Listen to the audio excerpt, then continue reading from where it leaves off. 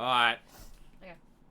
So Phoebe's made a video game trivia quiz for me, and she knows that I love trivia. Yes. Well, we both love trivia. Yes, exactly. So this is exciting for me. She just showed me the first question, so I already know the answer. But and I didn't get it. So there's like a small clip of a sound.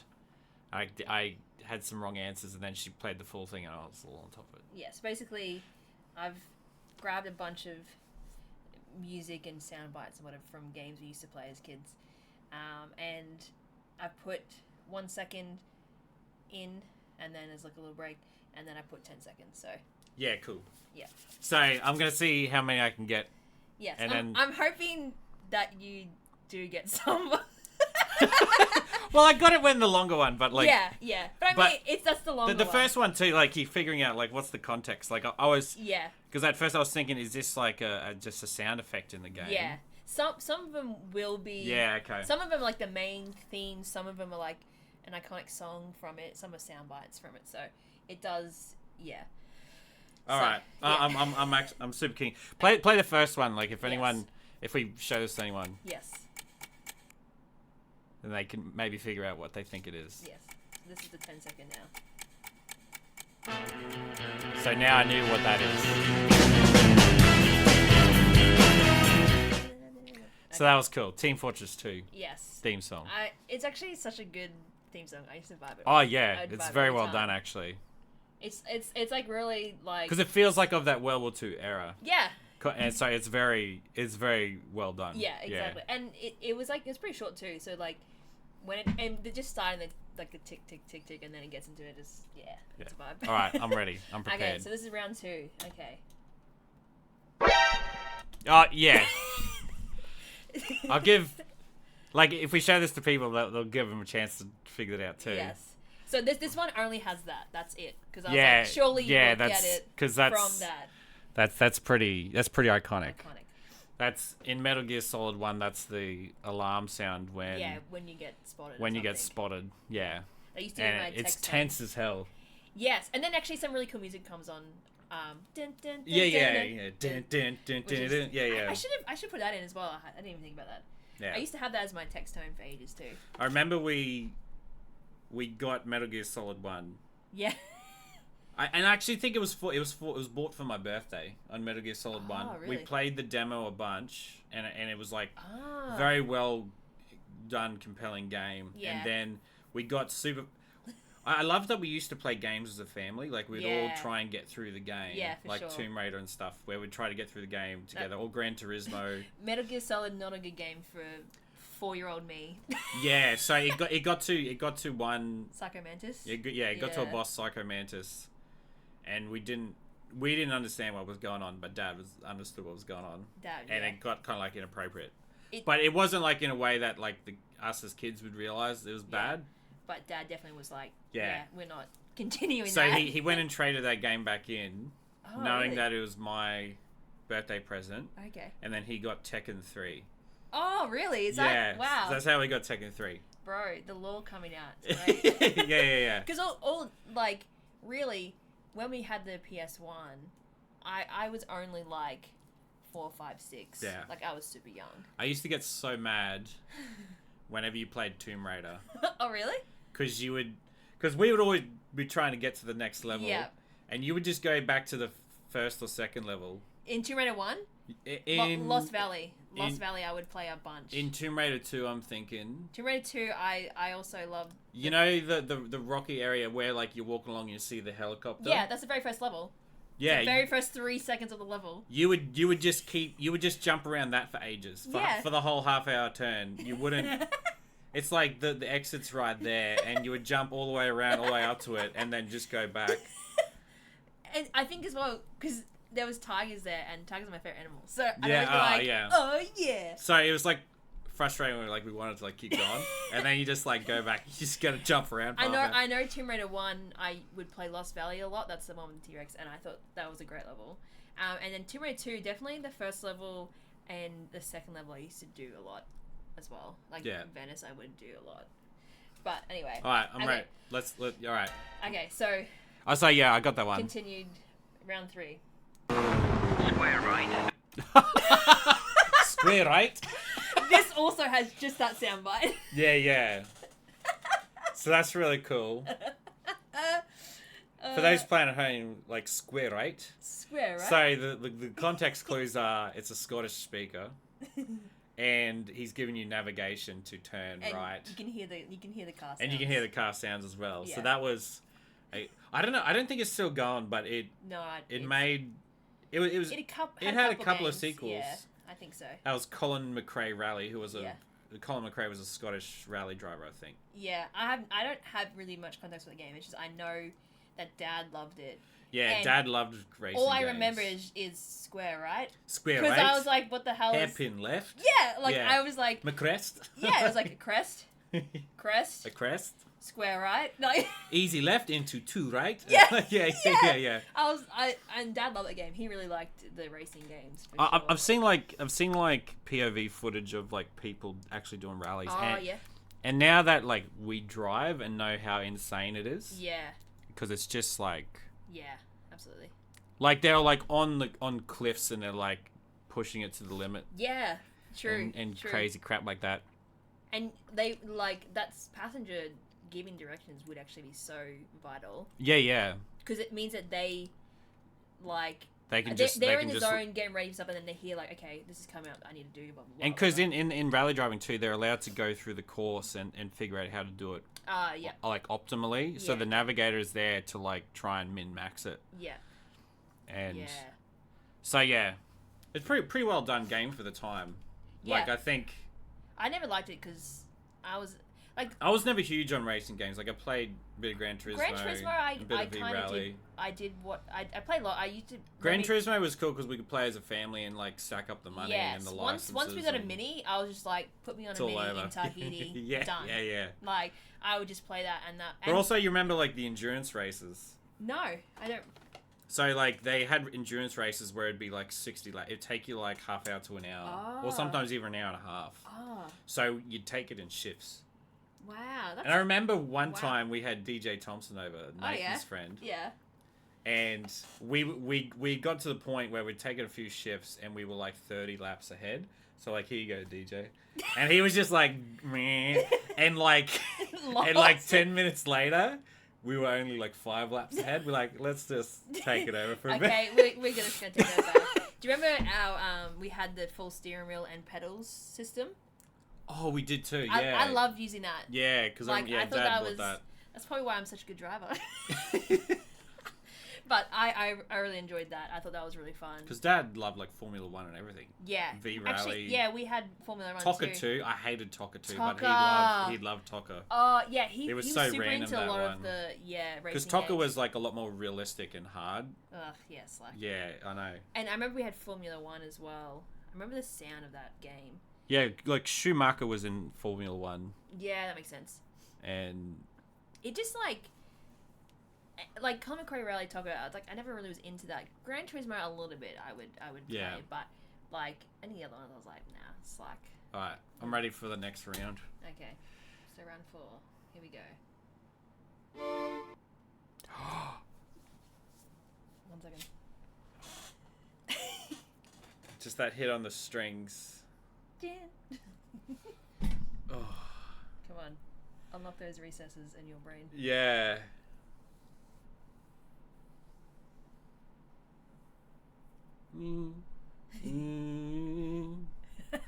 Was it something like that? Yeah. You almost have it. But like, what game was that? It's a classic. Do you want to hear more? Is it from the PS1-era? Yes, definitely. Yeah. Or as I used to call it, the Sony. Yeah. For the longest time, because we had the original PlayStation. Yeah. And then we got they released another PS1, but it was like smaller. Yeah. So I always was like, that's the Sony and that's the PS1. Yeah. Like, even though I didn't, it wasn't until like ages later where I was like, I think you were like, no, that exact same thing. I think I'm gonna kick myself when. Yeah. Do you want to hear some more? Yeah, do it. Okay. When it gets there. No, that's Tomb Raider. Yes, it is. Is that? Was there a specific level, or was that in the mansion?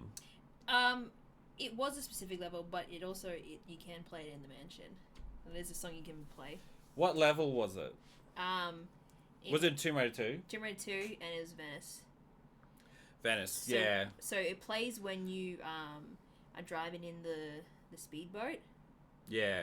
Yeah, and it goes hard. Yeah. Oh, because it gets real intense after it's like that little refrain. Yes. Yeah. I don't know how much I. Yeah. Oh, yeah, so it it's just like hectic. builds up. I think that was it. That's all. Yeah, that's but cool. It gets super like. Yeah. Yeah. I always. Well, the soundtrack for those games are really good too. I listen. I still to this day like I'm thinking like, is it Natla's theme? It's like in number one. Yeah. Yeah. Like it's like they for like 1, 2, and 3. So I just recently only played number 3 this year for the first time. But like number 1 and 2, like it's very like orchestral, which is really cool. And I still listen to all those soundtracks like today. Yeah. Like they're like the Tomb Raider 2 theme is probably the best piece of music ever invented. Like it just I love it so much. All right. But yeah, so iconic. I used to go play the mansion level as well, like the tutorial, so I could because you could just play that song on repeat. Okay, round 5. All right, here we go.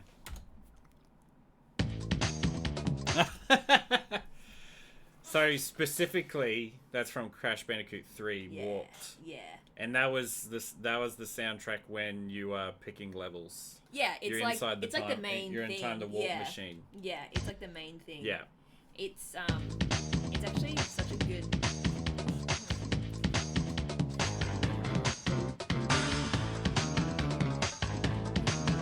Yeah, it's a fun time. I really like that as well. Round 6. All right, here we go. Oh. I couldn't really hear that. Okay, let's go back. Okay, that's. I think I might need to pump it up a little bit.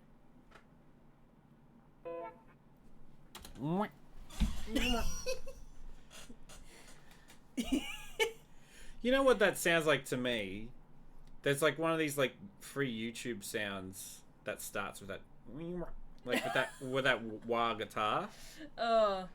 Sorry, that's gonna be really strong in my head. Oh, that sucks. Because it's a good one. It's probably, I think it's your favorite in that. Oh. In the game. Can you do it one more time? Yep. Yes. Okay.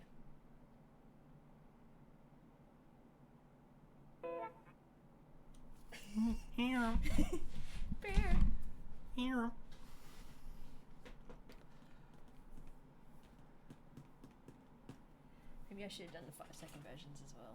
But anyway. Is that all I get for that one? Yeah. Oh, really? Oh, no. I've got the 10-second version. Sorry. I was like, maybe I should have done 1, 5, and 10. Oh, I see what you're saying. But yeah. I think I'm gonna need the 10 seconds. Do you know what's funny? So, like, me doing this, I'm like, oh, these are iconic, so nostalgic. Like, when I just hear that a little bit, I just know instantly. But, yeah. But, like, when you have no context, it's like, maybe not. But anyway, let's...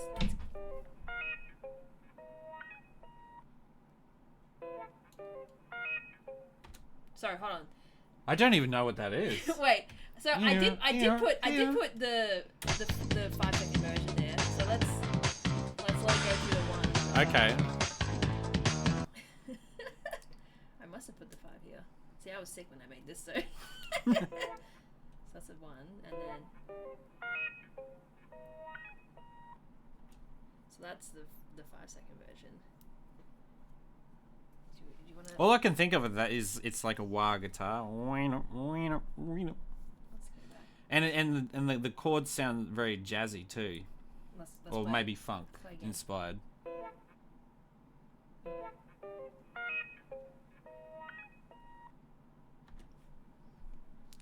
That's hectic. Just that before one. that's just before it, and then it'll kick into the main bit. Oh, so it's just like a little intro for the main theme. Yeah. Oh, now that actually that I think that's a good clue. Actually,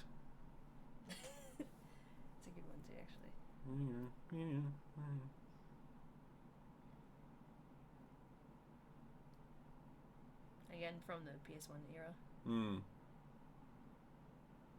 I'd say most of them are. But I'm trying to think, like, I'm just thinking through, like, what games. I feel like I might need the full 10 seconds. Is it the full 10 second? Go.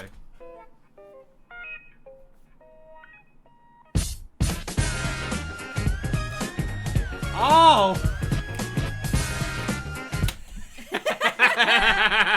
yes. Okay. So I recognized the full thing. Yes. I didn't recognize the little intro. Yeah.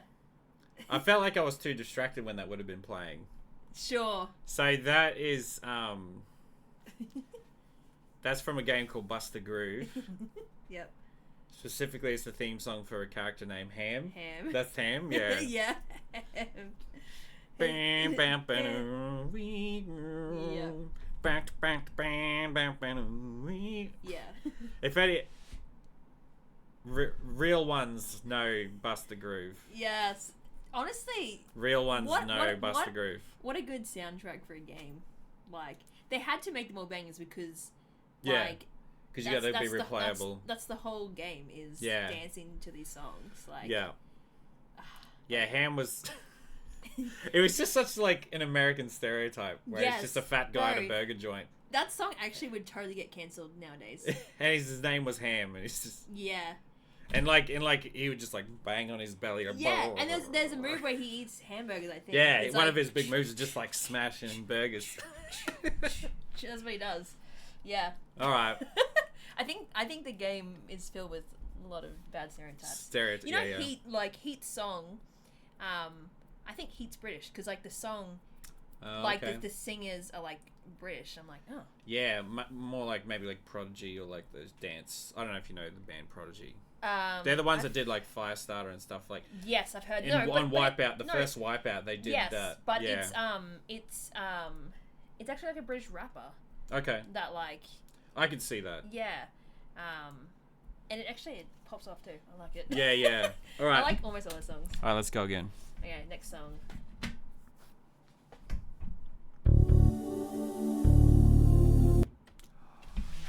Oh. This one's a tasty piece of music as well. I mean, that's some fat bass. Yeah. I mean, really, the whole entire series has some sick music. So, but yeah, it's hard to choose one. I'm really tripping that I'm not like just nailing all of these. Well, yeah. I mean, there's plenty that I've nailed, but then there's like one boom, boom, boom. And these days too, like now that I'm older and know a bunch of like music stuff. Yeah. Like, all I'm just listening to is just, like, I'm analysing and breaking down the song. Like, that's a fat bass, I think the thing is, well, I still listen to a lot of this music. Yeah. Like, I have a whole video game / anime list that... Because it's all just, like, basically, like, 9/10 of it is instrumental stuff. So, I just listen to it while I work. So, just the...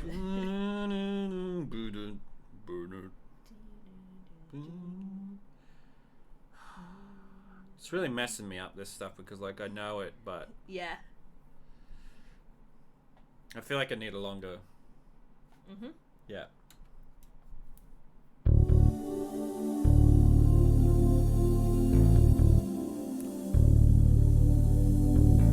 Oh, that bass is obese. Get that bass to Jenny Craig, man. Yeah, it's some fat bass there. Mm. Is there some kind of like water-based game? No. It's like a... I wish I had my bass here. I'd just bust out that bass line. Boo-doo. It's a so the level that this appears on, it's like you should have started out doing stealth in a game that doesn't have mechanics for stealth really, but yeah.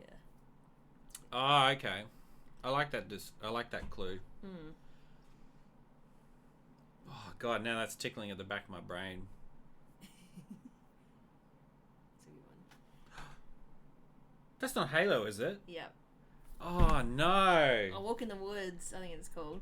Is that the way you kill all the grunts? No, this is the I think is it third level? Truth and Reconciliation. Oh yeah. When you get out, and Yeah. it's like Yeah. I'm pretty sure.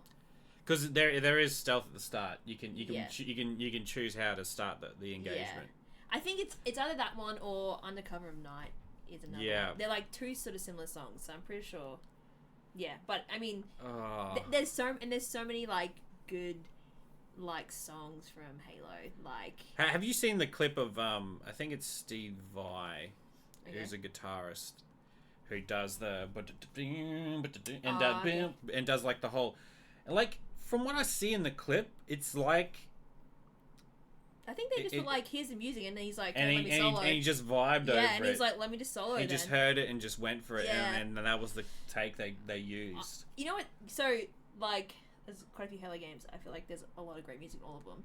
Halo Infinite, they like reimagine a lot of the songs from Halo 1, which is Yeah, cool. that's cool. Yeah, like there was one.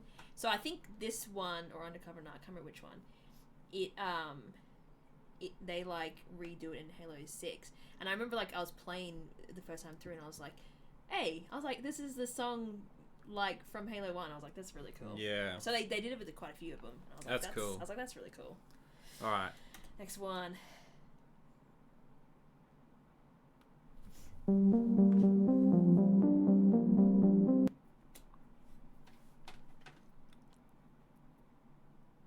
Is that Mass Effect? Absolutely. Yeah. Hell yeah. Number one. I believe number one. Yeah. Yeah.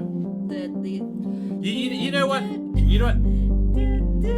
No, rewind. You know, like the first thing that came to mind. What? It was like, I'm blue if I be a good guy. Yeah, like listen to it again.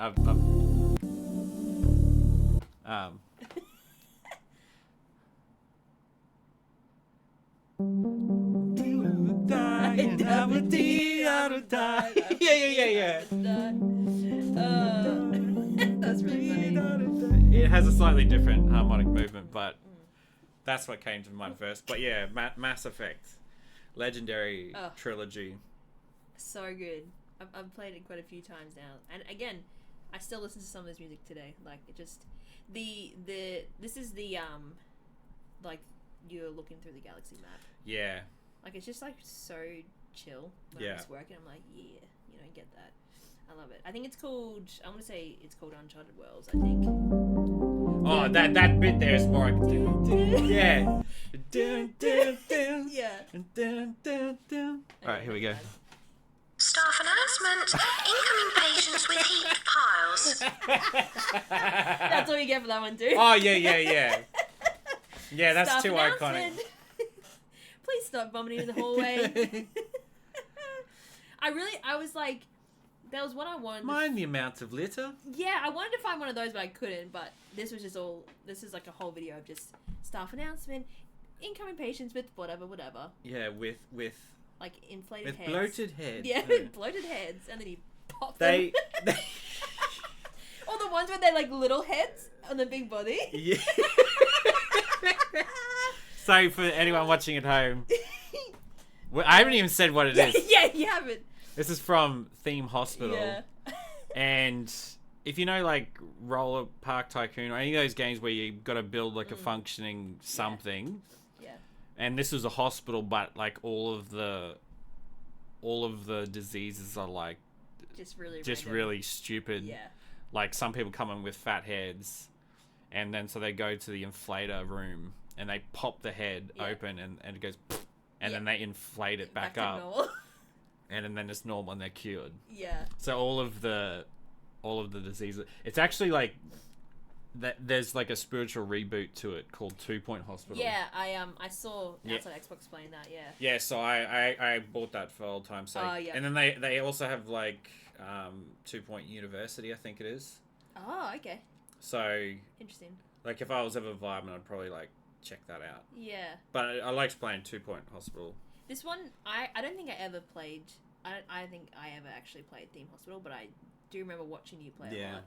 It was pretty intense. Like it got harder and harder. Yeah, because you really had to like manage resources and like put rooms in and all that sort of stuff, and you had to like get so much revenue or something to Yeah. to move on to the Last past time- the level or something. Last time I played 2 Point Hospital, like, I just had to keep making GP's offices because there was such a queue just for that first, like, bit of processing. So I'd had like 8 receptionists and like 10 GP's offices, and then like 1 or 2 of each of the, because you can check what's queuing up. And the thing is, when I was young, I probably didn't know to look at the queues and if there was fully bottlenecks. understand, yeah. I didn't know if there was bottlenecks in the management system. So It's a game that, like, if we were to revisit, it's like, I probably would know how to play it so much better. yeah, oh yeah. It's like, as a kid, you probably didn't understand Because the thing everything. is too, like, they hit the reception desk and then they go to a GP's office. Yeah. But also, if you've planned it in a way that, like, they go to a GP's office, then they have to go, like, halfway bunch, across the thing to yeah. get to their next step, and then another halfway across. They might die by the time they get to Yeah. their treatment. Yeah. So I'd like the starting area would just be like GP's offices and reception. You know what I mean? And Yeah. and like all the standard diagnosis stuff, and then like treatment like wings, so that like they get everything they need in this one area, and then they can go to the treatment wing. Yeah. Because when we were little, like, I had no idea. I was just for like, sure. I was like, oh, they need this treatment, and I'll make another one. You know what I mean? Like, or I'll make this. Yeah. And so you had these like weird.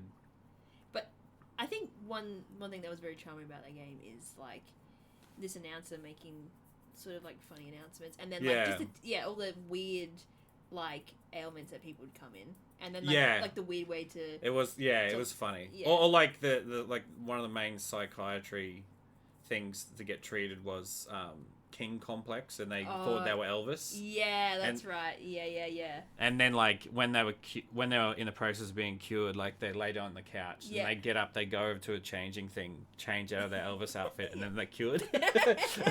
Yes. So yeah, it was a vibe. What a like quite a well made game, really. Like Yeah, yeah, and like 2 Point Hospital, like, they didn't change much, yeah. Just updated, and it I was guess. still essentially the same game, still holds up. Yeah, okay. And like they even had the same announce chick. Oh, So it was pretty iconic. Some of the changes they made was like your researchers, like you could tell them to like increase like research new drugs, so it meant like your pharmacy didn't kill as many people. Yeah. Like just things like that. So like Yeah. there's a bit more depth to it, and the training yeah. when you're training new doctors to be surgeons or that whatever. that style of game, there's like a whole niche, Yeah. like with Roller Coaster Tycoon, Zoo Tycoon. Yeah, and maybe lots of like stuff. Sim City as well, kind of thing. Yeah, but it's like it's not something I never really got into those sort of types of games. Yeah. Like I've realized with a lot of like strategy games, I have this like power fantasy of like you make so well that you just make heaps of money and then you can like just chill. Yeah. Like I just love that Yeah. idea. Like when I'm playing Age of Empires, I don't want to kill the other team. I just want to have a thriving economy. You know what I mean? Like you guys just do whatever. I'll do my own little thing. Don't touch me. yeah. That's why when I play Age of Mythology with people like Colston and stuff, like I don't contribute much militarily until like the very end, where like my power spike is at the end, where I can just spam elephants. I just make a thing and just spam elephants at the enemy team till they die. Solid. And it works, but yeah. Yeah. Okay. All right, next one. Number 10.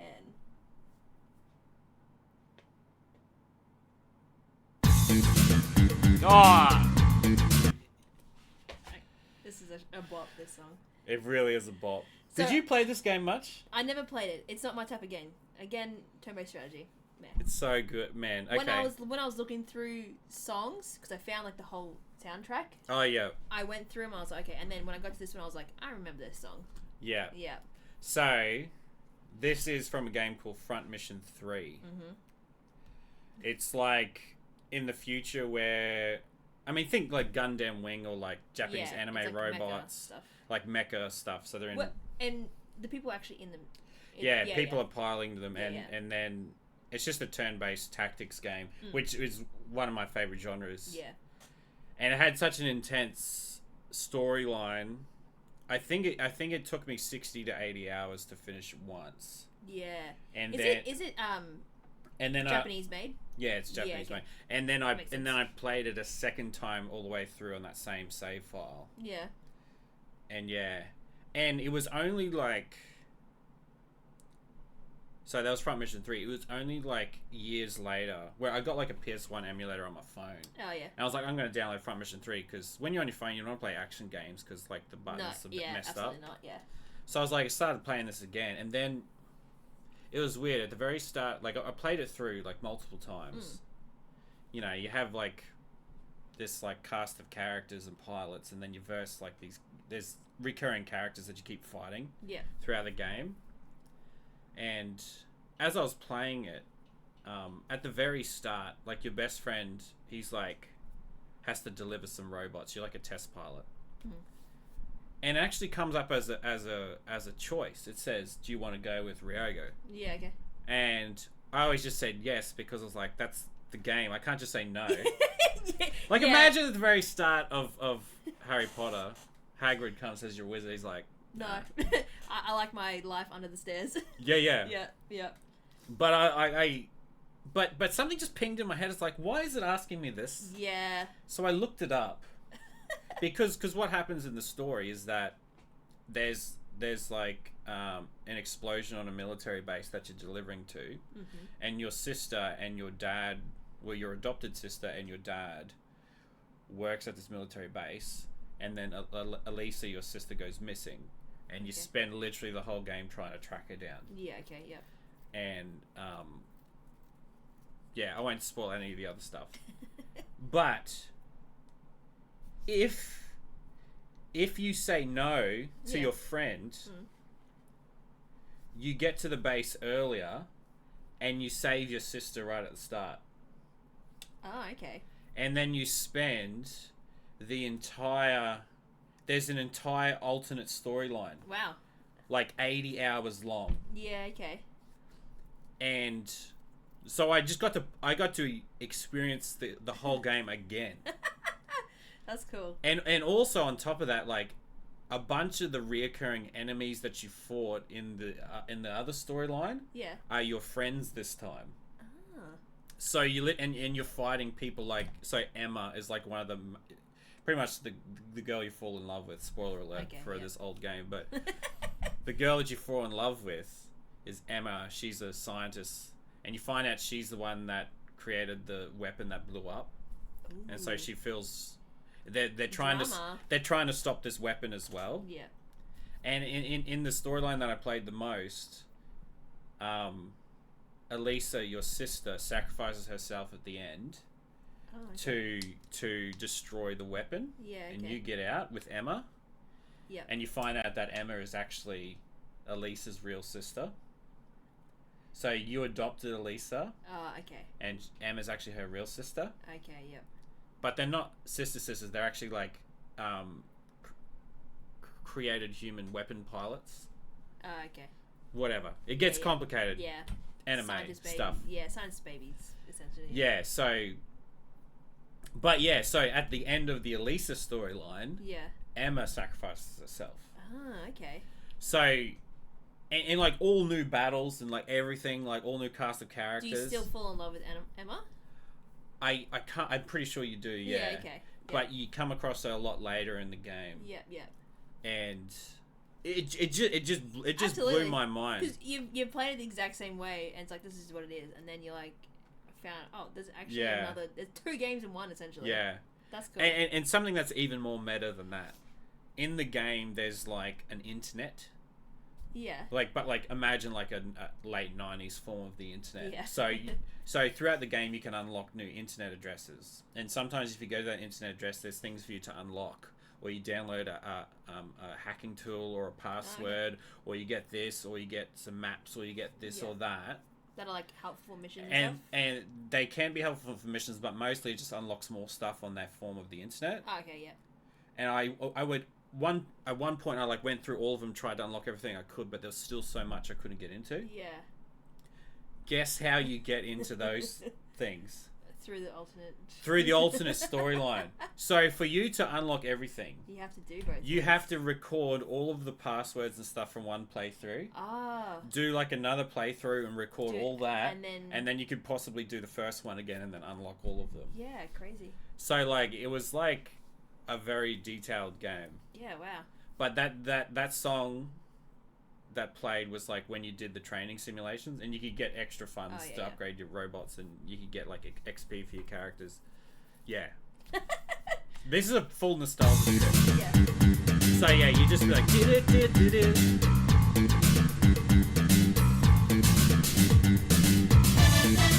yeah, those trumpets come in, Yeah, so laying good. it down. All right, let's do round 11. 11, okay. Yeah, okay. I love that you put this in. Yeah, so this one, like, I wouldn't be able to get wrong because I still kind of play it to this day. Yeah, I hope so. So this is from the game Dota 2, Defense of the Ancients. Correct. Yep. It's a MOBA. Some consider it the original MOBA, which is multiplayer online battle arena.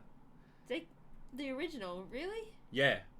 Oh, 100%. So Dota 1 was the original. Do you reckon? Okay. Okay. I'm thinking StarCraft, but is that not MOBA? That's not quite a MOBA. Okay. Yeah. So multiplayer online battle arena where it's like 5v5. So like League of Legends, Smite, the new Deadlock game. Yep. Okay. Anything where it's like a 5v5 kind of thing. Okay. Yep. That concept originated. The Dota 1 was a custom map game mode in Warcraft 3. Yeah, I remember hearing about that, yes. Yeah, and so... But then obviously it came so popular, like, let's just actually make it a thing. Yeah, it got super popular. Even it had big, like, I say big, by these days it was not big, but it had, like, a huge community and tournaments around Dota 1 already. But, like, it has an interesting history because the actual one of the first creators of Dota 1 on Warcraft 3 went and made League of Legends. Oh, okay. Yeah. And also, like, people made a standalone Dota clone called HON, or Heroes of New Earth. Okay. And then one of the lead developers of Dota 1 got hired by Valve to make Dota 2. And by that time, I think, and then Blizzard made Heroes of the Storm, which is like a similar one. But Dota was the original, like that kind of game mode was created by... Yeah, okay. Yeah. So I think the guy that made League of Legends was a guy named Ginzo. And up until a while back, Dota's Scythe of Ice was still called Ginzo's Scythe of Ice. It's just an item in the game. Yeah. But the guy that leads Dota 2, I still think he does, is a guy named Ice Frog. Okay. Yeah. So yeah, so this is from Dota 2. Yeah. I was like, oh, I should put this in it, but then I was like, I don't know what. Yeah. I don't like, know any music about it, so I was like. Yeah. I was like, this like a lot of people turn off the. You can actually have an in-game soundtrack. I think you can still have an in-game soundtrack, but everyone turns it off. I don't know if they still have it in because I haven't had it on for years. But yeah, fair. Because you're trying to lock in. Well, yeah, exactly. Yeah. Right. Oh, dude. Okay. Is this actually Rival Schools? Yeah. That's so good. We never got the chance to play the full game. No, we didn't. But it was on. If anyone from the PS1 days remembers, there was like demos. Yeah, we had so many demos. Yeah, it would come with like it might have been like a monthly magazine. Oh, is that how we got them all? Yeah, I just thought Dad brought them from work. Yeah, so I think that's where a lot of the PS1 stuff we had came from. Yeah. Because like we had the gun for Time Crisis and, and Point Blank. Oh, Point Blank. I know. What a freaking Point Blank. Oh, the best like New Year's Eve. Oh, with the O'Callagans. We played. Yeah. Point Blank. That was iconic. Yes, definitely. So Yes. Yeah, but Rival Schools was on, so you'd get a demo with a bunch of demos of games, and just in like a little disc, and there was some friggin' sick games on there. Yeah, truly. So this one was Rival Schools. It was like a Tekken type fighting Yeah. game, Dead or Alive or Mortal Kombat, but whatever you want to say. you had it was like tag team, was it? I think you could tag team, yes. I think there was 2 different modes. I think there was just like a normal one, then you could do a tag team. Yeah. And it was just very well done. I think I haven't played it, but you and Andrew played it a lot. Yeah, it was real fun because there was a guy that was like a baseball kid, and a dude with the hair. there was a cool dude with the hair that threw knives. Yes. Or something like that. Yeah. But then I don't know if you might be familiar with the concept now, but like there's a lot of thing in Japanese school culture where they would like rival schools, like actual like rival schools. Yeah. That would like on site. Yeah. You know what I mean? Like Yeah. so that was like the concept behind it, which I didn't understand at the time, but Yeah. like we'd played Tekken 3 and then Rival Schools, it just felt just real fresh and like fun. And had some sick music. Yeah, it did. This so, one, this music, and then the other one, which was like a more chill track. Yeah, okay. I'm trying to think how it goes. I have it on my anime, my video game / anime list, but I should try to download that game on, Yeah, on an man. emulator these definitely. days. But it's just like Yeah, and the baseball character, like if you could figure out the special move, yeah. he would literally like smack you Yeah. like way across the screen. I can And it's still a in my head vibe. I can still hear like the noises that they all made and stuff. Yeah, yeah. Ugh, Oh man. wow, that's a deep cut reference. That was That's a- good. That's yeah, good. That's a demo that you and Andrew played. But there's some demos we played the heck out of. Oh, absolutely. Like, and they're fully iconic. Absolutely. Like locked into our brains. Even I used to on one of the demos we had, there was the Spice Girls had a game, Yes. and it was like Buster Groove vibes, but Spice Girls. Yeah. And the song that would play was Spice Up Your Life, wasn't it? yeah, and Yeah. I thought that was a cool song in the world. Yeah, yeah. So I would just go to the demo and like put it on and just be like, Yeah, Oh, no, 'cause yeah. It wasn't actually, you couldn't play it. It was a trailer. That's what it was. Yeah, I remember it being a trailer. Yeah. But I was like, this song is so cool. So I used to just like vibe to it. Yeah, it's Okay. a good one. Round 13.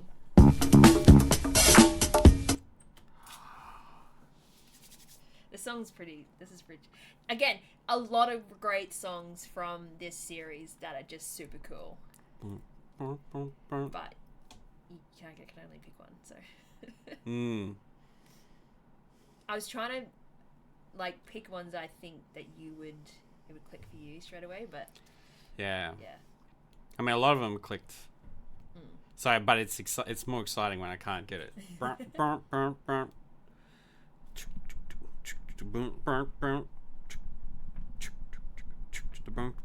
Like, You gotta get to the breakdown, and then I think you might be able to pick it from the breakdown, maybe. yeah, go next. Let's turn that up a little bit. Oh, It's yeah. a bit loud.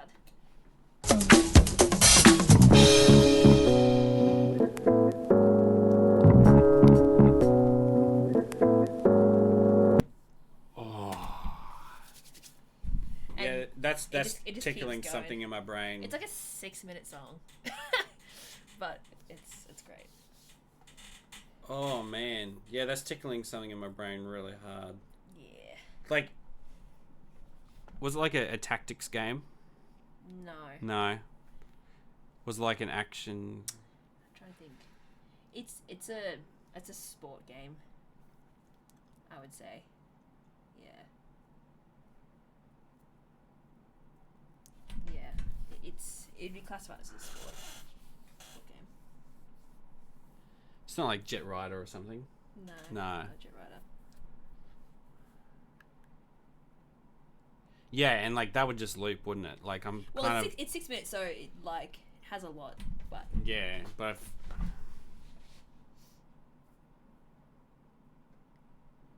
do you want to? that wasn't Brian Lara Cricket, was it? No. Or Shane Warne Cricket? Let's keep going. Let's just listen to it again. Yeah.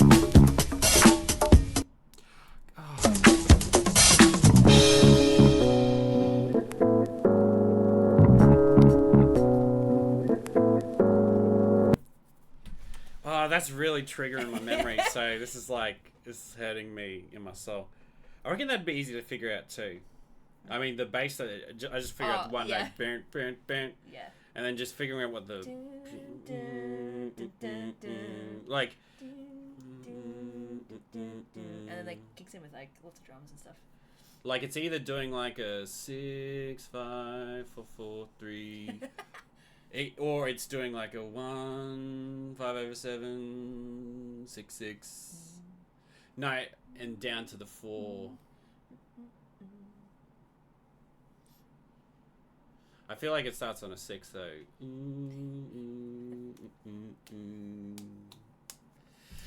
I'd love to have a piano to figure that out. But it's so funny, like, you look back at, like, things you listened to in childhood and as you've learnt music, and then you look at it a whole different way. Yeah, I bet. Like, when I started looking at, like, Ron Canoli and DC Talk, I was like, what the heck, man? Absolutely. Yeah. And also, what's that White Horse song? Oh, by Kaleidoscope. Yeah. On a white horse. I was like, what the heck is going on here? That's crazy. It's actually crazy. Anyway, I love that song. we're digressing pretty hard. Yes. All right. PS1-era?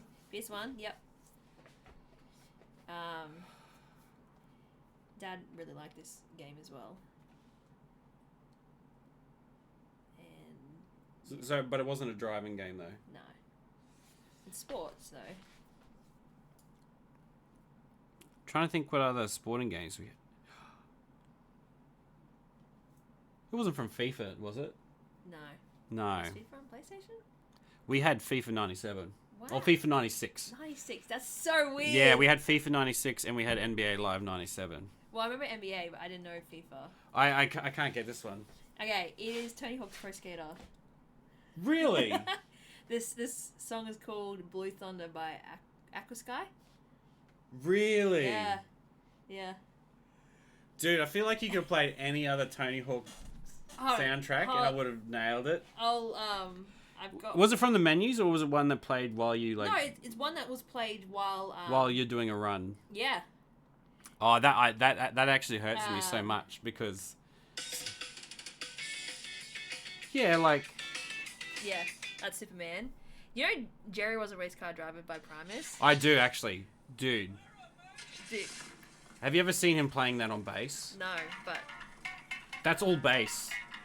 How do you make that What? sound? Yeah, that's all bass. that's wild. Yeah, you should see him do. He's like, brum, brum, bum, bum, bum. And like it's like a mix of slap and just like Wow. tapping. Because that song is like a vibe. When And he sings while he plays that too. yeah, when Dude. when I heard all these songs, I was like, bro, this so like I can imagine like that Blue Thunder song we just did.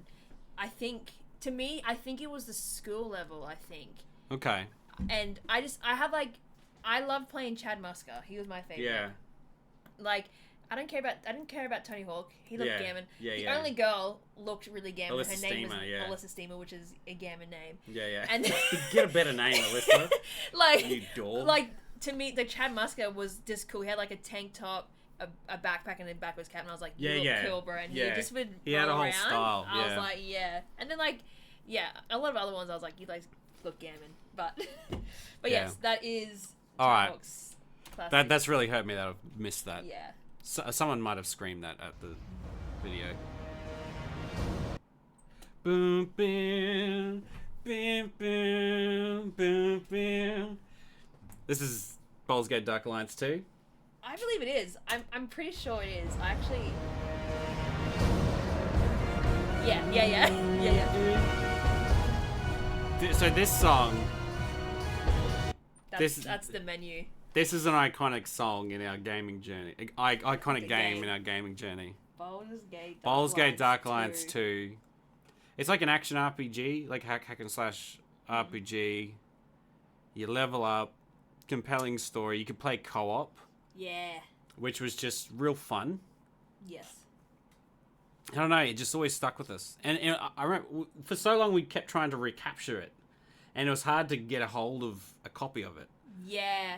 And you really, couldn't play like- online. Because really, it was us two who really played it the most. Yeah. Like Andrew played a little bit, and Nathan Yeah. did, but like Yeah. I don't know, how or why, but we played it and we were just like, this is bomb. I think we're the ones that finished it because we had an iconic playthrough where I was the dark elf and you were the cleric. Alessia, Faith Emma. Yeah. Well, Vaedra, I can't remember her last name. But I just remember Alessia. The cleric. Yeah, but it was only until because you do that right now. Because you couldn't play it online. It had to be like same screen co-op, but like then that was recently on Xbox. Yeah, it was on Xbox. So there wasn't like the OG Xbox. So, but then recently, like I got it on Steam, and you're able to, if you both had controllers, you could actually co-op play over online. Yeah, remote play, sick. So that was really cool that worked out, and then we finished it. Yeah, again. and like I played Alessia Faith Hammer again because that's all I will ever play probably. And this time I played the Barbarian because I remember Andrew played it. Yeah. And he got like you can hold. Oh yeah, dual wield. You can dual wield great weapons. Usually a great weapon would be two hands, but he can do one-handed great weapons, and then you can dual wield them. Yeah, and then you just, bro, you like. And then I maxed out the strength stat, the amount like of damage enchantments. you were like outputting was crazy. Yeah, so wild. So this is an iconic game for us. I think one of the best memories from this game is all around a good game. But I remember we finished it, and at the end of our playthrough, we like spent a bunch of money. You know, you can enchant weapons and armor. Yeah, that's so right. we did that before the big fight. So I had like this enchanted sword and some stuff, and you had some stuff. Anyway, so we finished the game, and then like what you can do is you can import a character from a previous playthrough. Yeah. To start again. We were going to do it on extreme. And you're still at the same level. So we imported my character, and you were someone else. We get to the first boss, and I literally just one-shotted it. It's like some Drada, and I walked up because you were like, because you would always be like, I'm dying. Yeah. And so during the boss, I was like, I'll just go fight him, and I was just like chop, and then I was like, you found the key, and I was like, yeah. I was so blown away. I was like, that's crazy. And something that I didn't realize until after it. So me and a friend of mine at school had been reading the Forgotten Realms books. That's right. And like all the Dritz Durden books, real ones know all about that. And then I didn't realize that Baldur's Gate was from that same lore. And if you finish the game, then you can import Dritz as a character. Yeah, you unlock him. Do you have to do it on a certain difficulty to unlock him, though? So I think for him, it's either normal or hard you need to finish, and then you can import him. And then also, like, you can't change his weapons, but he has his iconic 2 swords from the books. Yeah. So I thought that was super cool, too. And then he has, like, a rival named Artemis Entreri, and if you finish the game on Extreme, you can import Artemis. Yeah, cool. Yeah. Because we have started a new playthrough where we imported your Barbarian, I'm playing him. Yeah. And then you were Dritz. Yeah, that's right. And it was weird, like, because I've literally only ever played Alessia, the cleric. Yeah. So playing the Barbarian, I was just like, wow, the amount of output, like, damage output, I was just like, holy crap, man. Yeah. Like, I'm just slashing people. But so also, like, not being able to heal myself was weird, because I would, obviously, like, I'd spam heal and Hellish Rebuke and stuff like that. So it was just one of those interesting games where like we really just fell in love with it, and then I found out that I knew all this stuff, and it was like it just like blew my mind. I was like, oh, this is cool. All like, because even there's like references to like the books too, and then like anyway, but very, so very iconic. Yeah, iconic as heck. Okay, round 15. We're almost halfway. Oh, this is a bit of a bop too. I was reminded of this while looking for another thing. Yeah. And then I was like, absolutely, we're putting this in. So I think this is Perfect Dark Zero. Yeah. From Xbox 360. Yeah, from 360. So Perfect Dark, because I didn't realize until like years later, but Perfect Dark was the original, and I think that was on. It was on 64. Yeah. It was on Nintendo 64. Yeah, but then Perfect Dark Zero came out 360. Yeah. And this is like the your pause menu music or something. Yeah. Yeah, it's a vibe. I remember. So, like, you know how GoldenEye was a big shooter on the 64? Yes. Perfect Dark was kind of its main rival, you could say. Yeah, that's fair. And there was different things about it that were some liked better. Yeah. As like a shooter. So I did play it a little bit on 64 at friends' houses. Yeah. But I remember when the 360, when I first bought the 360, I bought it when it first came out. Saved up my pennies, and Perfect Dark was the first game that I had on there. Yeah. And I remember, I love the fact that like the era I was in for gaming, because I've seen it go from like pixels to what it is now. And I remember like when the intro, like me and a friend were over, and like the intro to Perfect Dark started, and it was just like started like on her eye. Oh yeah. And I was just like, that looks so good. Whoa! Like, you know what I mean? At that time, yeah, I remember thinking like, that's awesome. It but was I look just back now, like, like that's. Oh, dude, yeah. That's crap. I remember like we played a lot because we played the multiplayer heaps. Yes, like because we got all those like we farmed gamer score achievements. Do you remember by getting like 1,000 melee kills and stuff? Do you remember? So my main memory of Perfect Dark Zero, I never played through like the actual like campaign. I'm pretty sure you did, but yeah, we went on holidays to Innie Park, and yeah, I remember we were that. all in Yeah. that room, and we took the Xbox down, and we would play Perfect Dark Zero a lot together. Yeah. And we would just play deathmatch. My favorite weapon was the it's like I think it's called something about a hawk. That's the name of the thing. Yeah. But it's like a spinning disc like blade. This I used yeah. to like. To me, when I got a kill with that was like it was huge. Yeah, because like it was peak. It was hard to really get something good with that. But there was a few times I managed it, and I was just like, I'm a gamer. Because I remember 360 was the first time you started getting like achievements. Yeah, true. And so Perfect Dark started getting achievements, and I was like, oh, I'm getting this gamer score. Yeah. So it's like, let's farm gamer score. Yeah, hell yeah. One of them was get 1,000 melee kills. Yeah. And we realized if we all play swords only on multiplayer, it would count all of the melee kills towards the achievement. Hell yeah. So we farmed that. The campaign was actually like pretty cool for its time. Yeah, okay. Because there was a lot of stealth opportunities. I love games with stealth opportunities. Yeah. But also like there was like you would go up to an intercom and speak to a guard, and if you like figured out which right one to say, you could get past. Or you would trigger all up. So that's really cool. Yeah, see, I never played the campaign. Yeah, so there was a lot of cool things in the campaign. Cool. But I remember going back to play it years later. I bet it would have been. And I was like, because I think it came up. I think it came up on the Game Pass, on the Xbox Game Pass. Like, oh yeah. I got a game Rare Replay. Yeah, yeah. And it was one of them. It was maybe that's when I played it. I wanted Cameo, and then I was like, Perfect Dark Zero too. Yeah. But, yeah, it's. But I tried to play again. I was like, this is so crap. Yeah, it's I couldn't get over it. Yeah, it's unfortunate when like a game you really loved, you like, oh, I'll go back to it, and it's just like, I can't do that anymore. But also, like, I think part of that too is that like I suck controlling, especially shooters. Like, I used to be pretty solid at shooters on Xbox, but it's just not there anymore. Yeah, that's fair. So yeah, that was another iconic game. Yeah, fun times. We spammed that on the holidays too. Yeah. We are going to have to act amazing. if we want to live in a different world. Yeah, amazing. Again, I listened to some of these songs. Yeah. They're good. Well, you know, okay, what is it? I got to say who it is before we go off on the big story. This is what the people want to know. So this is Command & Conquer on PS1. Yeah. Which is an RTS real-time strategy game, like Age of Empires or StarCraft, but it's like army men and soldiers. You verse the Hand of Nod.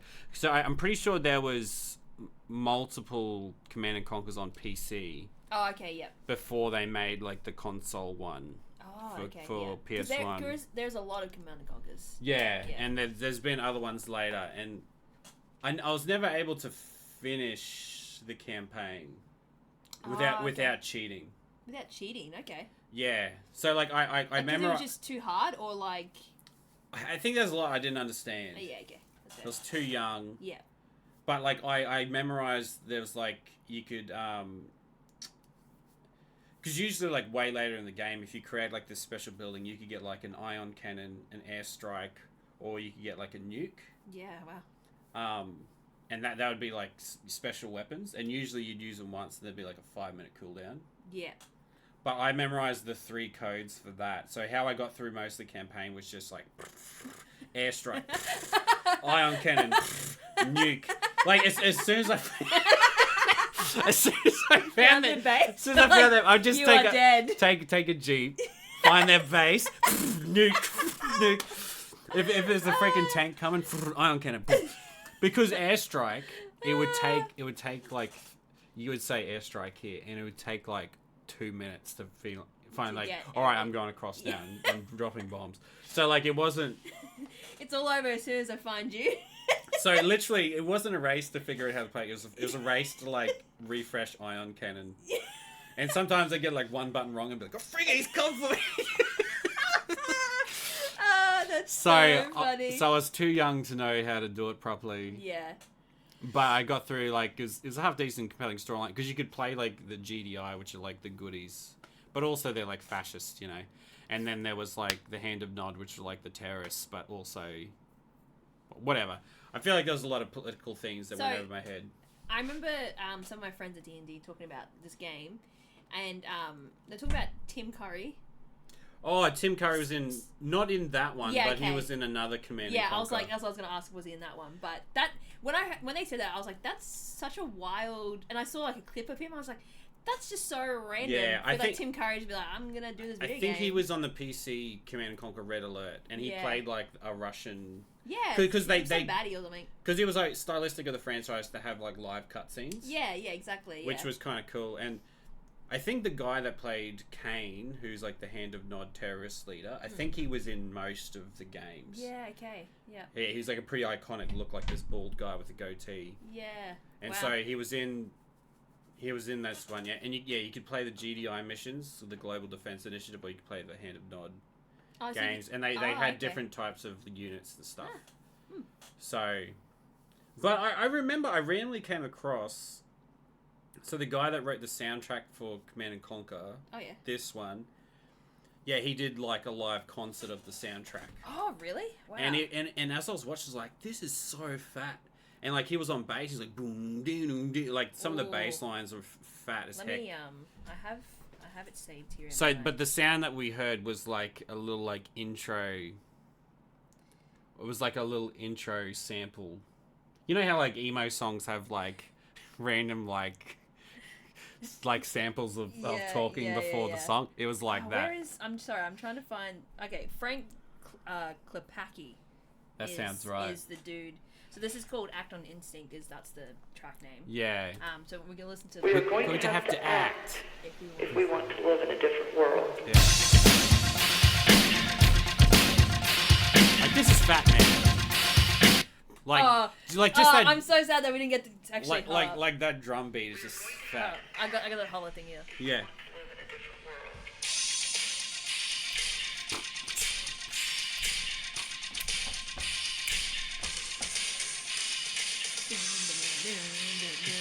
Yeah. Yeah, like this is a fat bass, like. Oh yeah. I like again this game I never played, but I do remember watching you play. Yeah. And cheating the whole way. But like listening, because I think it was after I had that conversation with the D&D guys, and I was like, oh, I remember that game, and I like looked it up, and then I listened to this. I was like, oh, I remember this song. So again, I've added it to my little playlist. Yeah. There. Yeah. Cool. This is good. Oh yeah. Yes, you didn't mention this before. I was like, well, but yeah. Yeah. I should have assumed this would come up. So this is Wipeout. Yeah, another racing game. It's not is it Wipeout 97 or 2097? Oh, I thought it was just called Wipeout. Yeah, it could be just Wipeout. Yeah, I think technically the first one was Wipeout 97 because it came out in 97. It was one of the first PS1 games. Oh wow. Yeah, and so it was like I guess a lot of people wouldn't even know Wipeout, but it was like you were flying like mini spaceships. But like spaceships. It was like a driving game, but it was mini spaceships. Or maybe think Mario Kart, but like Mario Kart, spaceships. but with a flying spaceship. Yeah. So like the the soundtrack was very like techno and Yeah, like this. It was very stylized, very cool though. But this is on one of the levels. This is actually Firestarter by Prodigy. Yeah. Yeah, and so when I first heard that, I was like... I feel like I randomly, like... And so the lyrics is like, I'm the Firestarter. Yeah, Twisted Firestarter.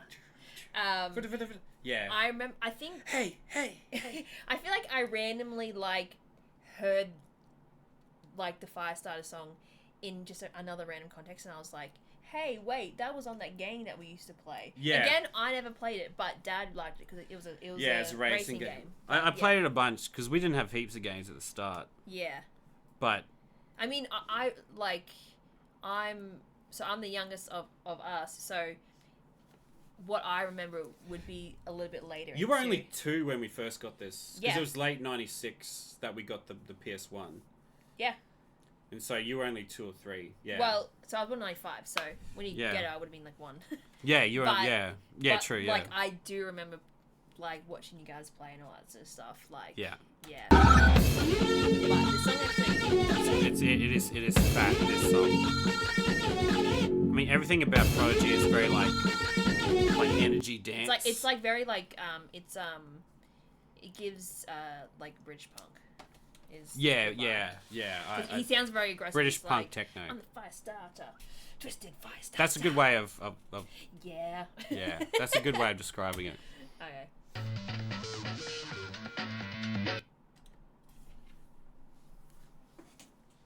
Yes. This is a very fun game. We didn't own it. But No, we didn't own it, no. but it was one of the demos we played. No, it was a friend. Oh.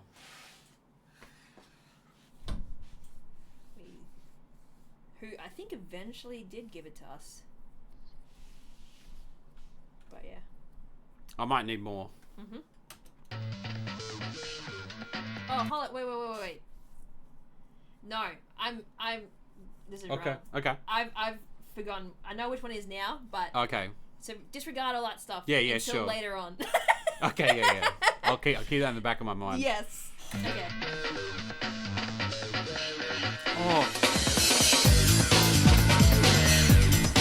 Oh, dude, I should really know that. Yes, definitely. I should really know that. Yes.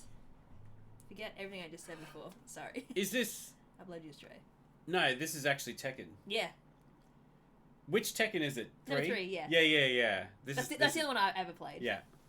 I think technically I played Tekken Tag Team, which was like 7 or something, but... I feel like a lot of people would still know Tekken to this day. Yeah. It's a pretty enduring... I sent you that thing, didn't I? Which Yeah. explained the whole storyline. I watched the whole entire thing too. Yeah. What a wild time. So for those who don't remember or know, Tekken was like a fighting game like Mortal Kombat or something. Just the... Yeah, just another So- type of Street Fighter, Mortal Kombat. But pretty iconic one. Yeah. But I remember like we would watch it and there'd be super random cutscenes. Like if you won as a character, there'd be a cutscene and you would always be like, yeah, you go through the whole game as a character and then you unlock new characters, which is really fun. And yeah, some really funny characters. Tekken 3, you actually unlocked so much cool stuff. Oh yeah. Like you unlocked like a beach volleyball mode randomly. And then there was the Tekken Force mode where it was like a weird campaign. Chicken. Yeah, that was like the arcade version where you just went through, and you would to regain like I guess health or something there'd be things of chicken. Blobs of chicken. And then when it'd always be like chicken. Yeah, every time you picked it up, it'd be like chicken. Yeah. I wish I had found that soundbite, but anyway. But it was crazy, like the random cutscenes. Like I never understood what was going on. Yeah. I'm just like, okay, cool, whatever. But yeah, I found that video where some guy like goes through the whole the whole storyline. Yeah. And then it's like, oh, this all actually meant something. It seems so fragmented and yeah. random because you're getting just like these random if you scenes. don't, and if you haven't like been into it from the start, like it's still super. Like, and so there was like a whole intense. Like I thought it was so random because like at the end of Tekken 3, you like verse the devil. Yeah, that's some guy called Devil, and you just like, what the heck is you're going like, on? Okay. Or Ogre. What? But there was 2 types of Ogre. I don't know, man. There's Ogre was an actual, but I think that's not. I don't think the end dude, but yeah. Yeah. So it seems super random, but then the storyline's super random. Yeah, but again, it's like, it's like it's just a fighting game. So like, Yeah. why? It's like, Why do they have this such intense backstory? yeah, it's like you just have different characters and you fight, and then you go Yeah. through until the end. That's the whole idea. Yeah. But yeah, my favorite character was Nina. I thought she was the coolest person ever. Yeah. And I actually like. I hated her fighting style, but she was a cool character. I used to like when I played her, I would win as her. Like Sure. I feel like I would. Like Real OGs know that, like, I played Eddie Gordo, Eddie Gordo. and they know they should hate me for it. But Andrew loved. Usually he loved. he played Well- Paul. No, he played Wang or, Well, or Lee. I was gonna say he liked King. Yeah, that's true. I feel like I don't think he really did Paul, but Yotsumitsu, I think he also. That's right. He played Yoshimitsu. Yeah, Yoshimitsu. He used to. Which Yoshimitsu's random as hell too, because it's like a robot guy with a green lightsaber sword. Yeah. And like, somehow that was like. Just yeah. And then King, who was like they said he was a pro wrestler, but he's got like a jaguar. like head. a jaguar head. Yeah. And I thought it was just like a luchador mask, but I think That's actually his head. yeah. Yeah. He's actually a jaguar head. And like, and then in that storyline thing, it's like the King in Tekken 3 is not the same King as 1 and 2. no, yeah. Like there's all this random crap. Yeah, there's happens. all this like stuff that's happening in the background. There's you just think it's also- just the same person. You can play as bears as well. Yeah. There's 2 different bears, and then there's like a wooden Oh, like Mokuba. yeah, Yeah, like, yeah. like a wooden. Or is it Rokujin? I can't remember his name, but essentially it's like he's a wooden like something someone would train on to like fight, but like Yeah, he's like a wooden dummy. Yeah, yeah, like but a wooden practice he dummy. comes and he has like a wife and a kid as well. Yeah. It's so like outlandish. Yeah, it's just a wild because like Nina, she storyline. has like a sister. Yeah. And they just constantly are trying to kill each They're other. two and, assassins. Yeah. Like yeah.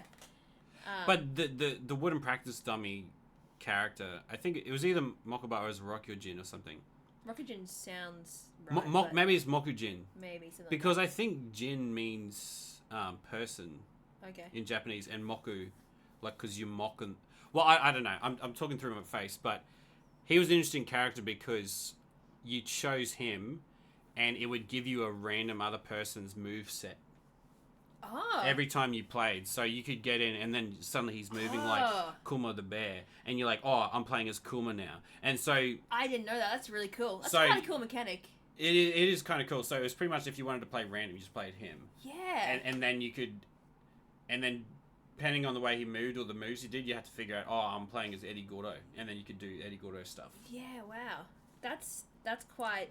So it was That's very a cool. pretty detailed and intense, Yeah. deep game randomly, which, yeah. Anyway, Yeah. but yeah, that was good. Yeah. Good game. All right, let's go. Oh yeah, yeah, man, this is iconic as well. I don't know how widespread this game was. No, I feel like it wouldn't be very. Yeah. This game. Because even how we got it, it's like how. Did we get it from Robbie Diamond? No, we got it from Chris Mag, Okay. and he got it from Brisbane because it wasn't available in Rockhampton. Yeah. It's not a widely available got it game from in Brisbane. Australia. How did you get it from Brisbane? He went down to Brisbane and got it. So before we get into What? this, Yeah. so the game is called Legend of Legaia. Yeah. If we're talking about like turn-based tactical RPGs, Yeah, JRPG. that got me into that kind of style. This is the one, Legend of Legaia. Yeah. So yeah, it's a JRPG. Pretty iconic storyline. Like, I feel like if I was ever to make a storyline for a game, I'd probably make it something similar. Yeah. Okay. Yeah. And just an epic storyline. And there was 3 main characters. Yeah. And I remember our brother Andrew started. I think we all played the same. Did we end up playing the same save file? Or I'm not sure. I don't know. Because by that time we might have all had our own. Yeah, I think maybe we had our own set, but I think maybe it was Andrew's save file that finished it. 'Cause I remember working on his. I played it a bit, but I think I played it till I got like the 3 people, and then I probably didn't play it too much further because it like for me at a time like a young kid, like I definitely wasn't able to get into it. Like me now, like having played Lost Odyssey, which is a similar vibe, I would be like, oh yeah, I can play this game and Yeah. understand how to do it and stuff. But again, I mean, I did play it a little bit. And I watched you guys play it, and music was cool. So this sound was one of the main battle themes. Yeah. When you got into a fight, so you just go around the map and you'd get random encounters. Yeah.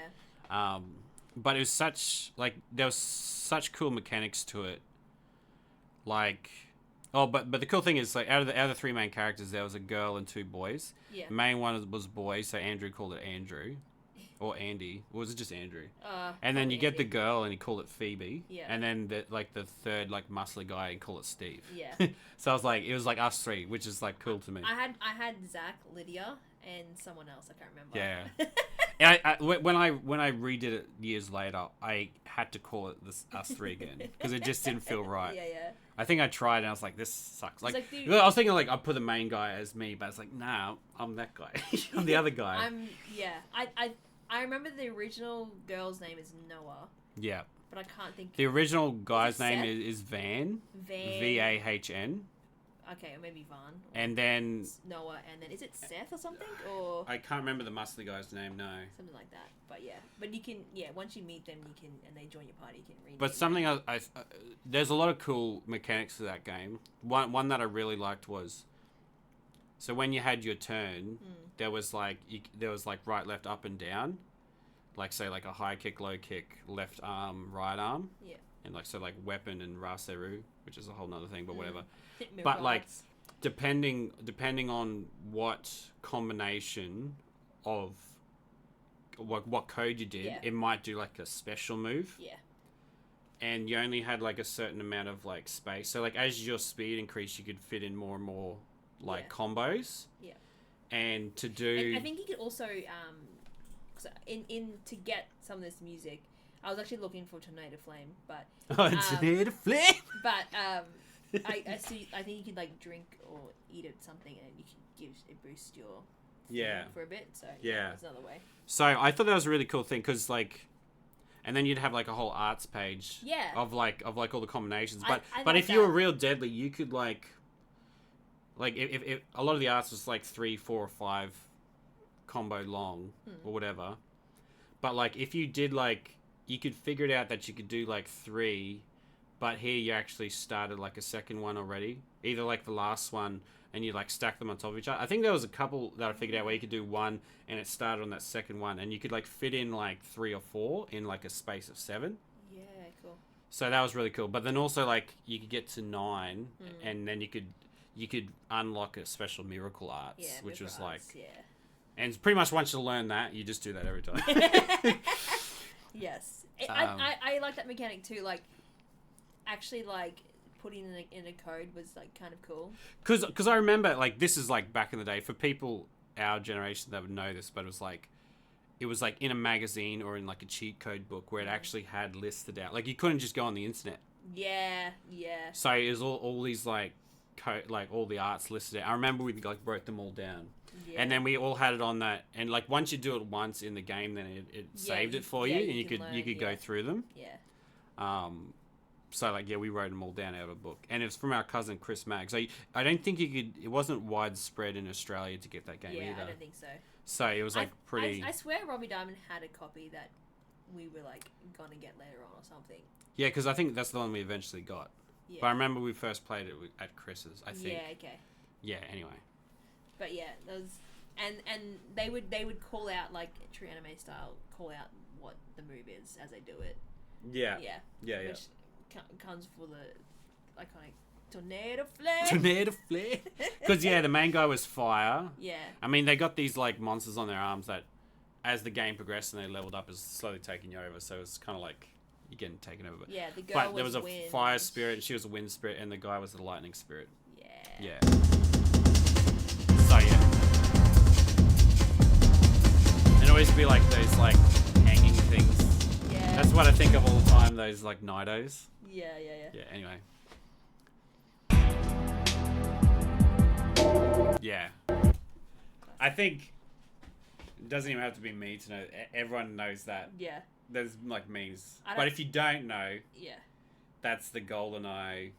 Watch music. Yeah.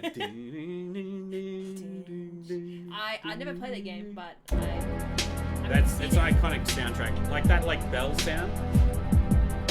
like iconic, man. Yeah. Yeah. That's like you see that on those memes where they're like, "Oh, it's just for like a Yeah. movie knockoff That- game. that dude Don't go is too so hard." good, And yeah. then just like, boom, boom. Yeah. That's how I found it, because I hadn't played this game, and I saw that video and I was like, that's so hilarious. I was like, this song's actually bomb. Yeah, man. It's Immediately added to my video game playlist. yeah, man. That's lit. This is a deep cut. This is a deep cut. You know what I reckon it might be? What? Is this Apocalypse Apocalypse? with Bruce Willis? No, I don't. I've never heard that game. I've never heard of that before. Apocalypse? Randomly, this is digressing a bit. Yeah. Randomly before, so it's from the Neversoft and Activision that made Tony Hawk's. Okay. So just before they made Tony Hawk's Pro Skater, they made a game called Apocalypse, which was, I don't know if it was based on like a Bruce Willis movie, but Bruce Willis was the main character. Okay. And we had a demo of it. And then randomly I saw a Tony Hawk interview and he's saying like in the first build, they used the Bruce Willis model as the skater. That's really funny. Yeah, so that's a deep cut reference. But my first thought was Doom, but that wasn't really part of our... No. Can I hear it again?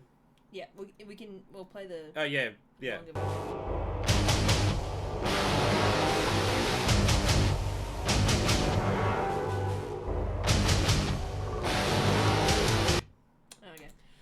It gets into more... I've got it on here too. Because that sounds like... It sounds very Doom-esque, especially of like what the like later Doom games are like. But as I think of it more, I'm like, yeah, I should really... Yeah.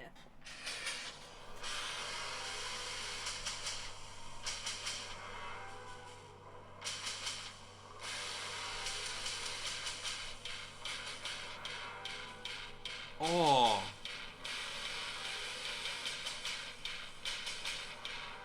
And it kind of breaks into something else, doesn't it? Yeah.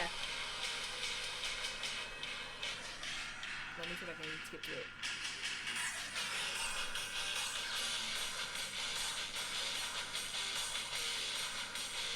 Oh, you know what? Yeah, pause it. This is a deep cut reference, isn't it? Yeah. Is this Wild Arms? Wild 9. Wild 9. Yeah. Oh. Bro, I don't know if Andrew played it, but I know you definitely played it. Yeah. And I watched it. This was one of those I ones. think we only had a demo of it. Yeah, we only had a demo Yeah. of it, and it was like kind of like a. It's pretty like it's a good solid platformer. Like I grabbed that from like gameplay. So I actually watched some of the gameplay, and I was like, this game is crazy.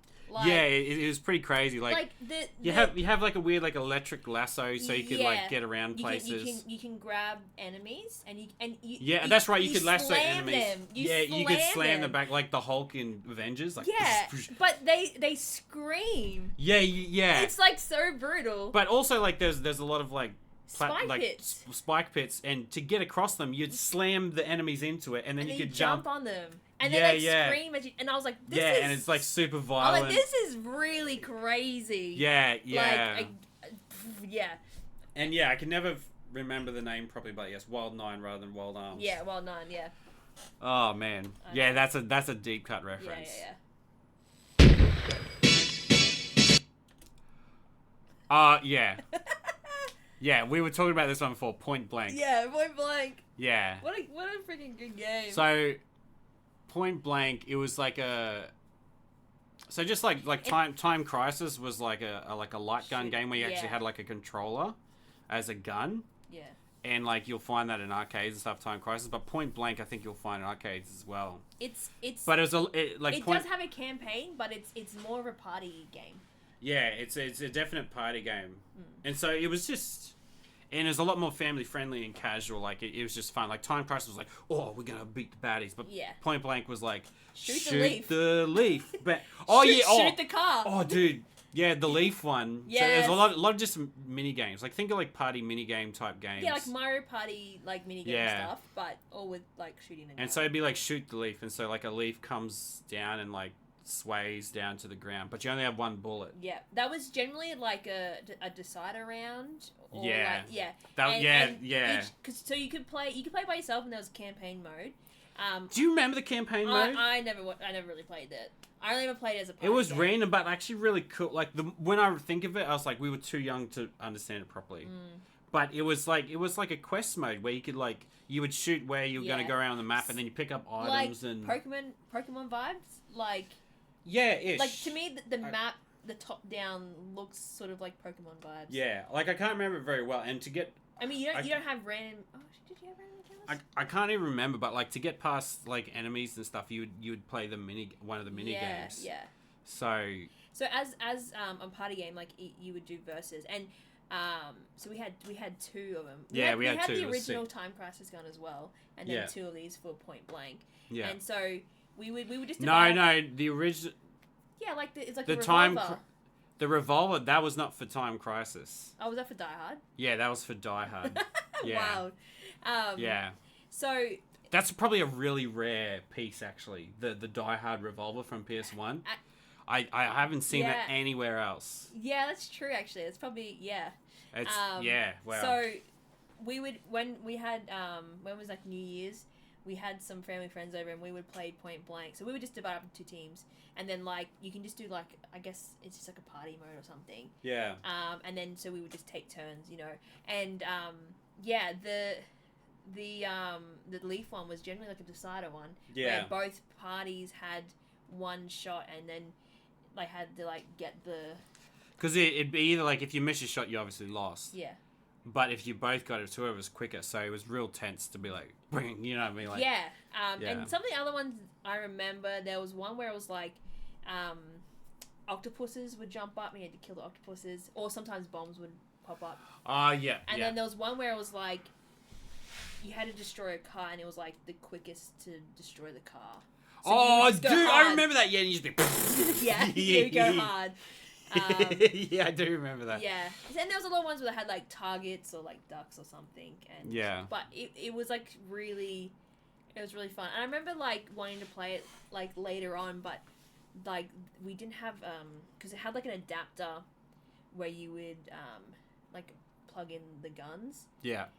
And like I think we lost the adapter, or like they stopped working, and I was so sad because I loved playing Point Blank.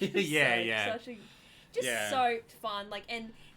So that's right. You need an extra adapter because there's no way it was going to recognize like you shooting the screen. Yeah, exactly. If it didn't have like this extra. Yeah, exactly. Yeah. But yeah.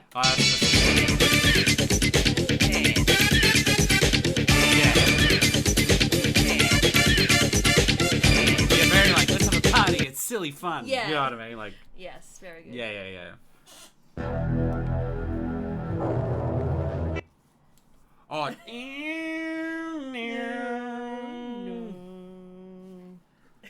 But like, what is that though? Yeah, what is that though? What is that though?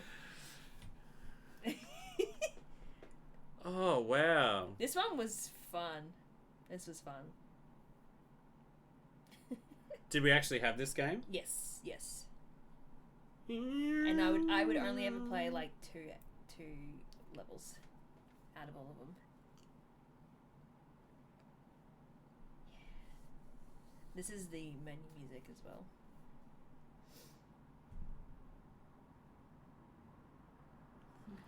Oh man. You know what's crazy? Like,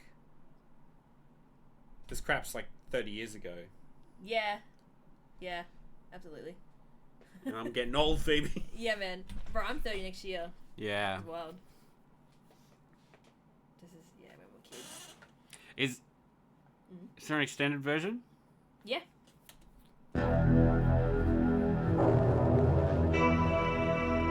Oh, yeah. Sorry, stop. This is Destruction Derby 2. Yeah. Yeah.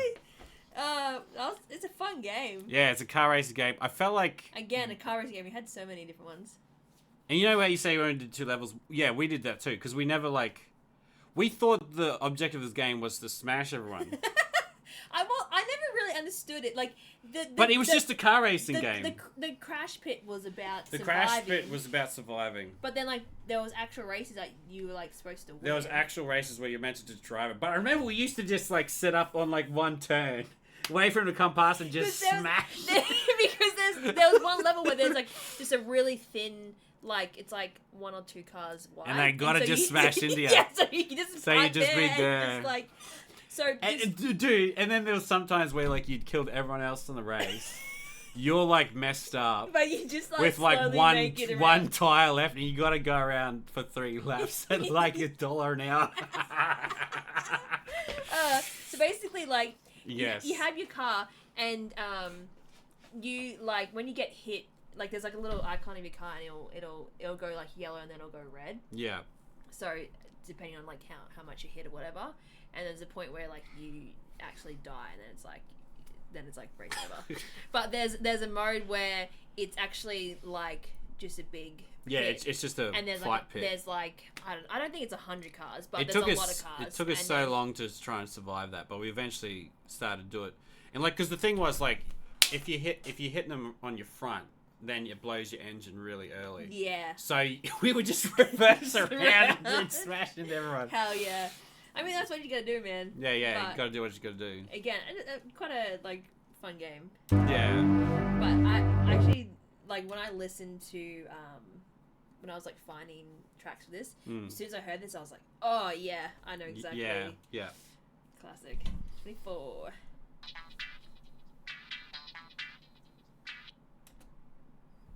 Oh. So this is the one that I said we didn't own it, but a friend owned it, and then eventually I've gave it to unlocked that us. part of my brain again. Go back to 10 minutes ago. This one, I really love this game. I'd always want to play it. So as a friend, not a relative, that owned this game. A friend, yeah.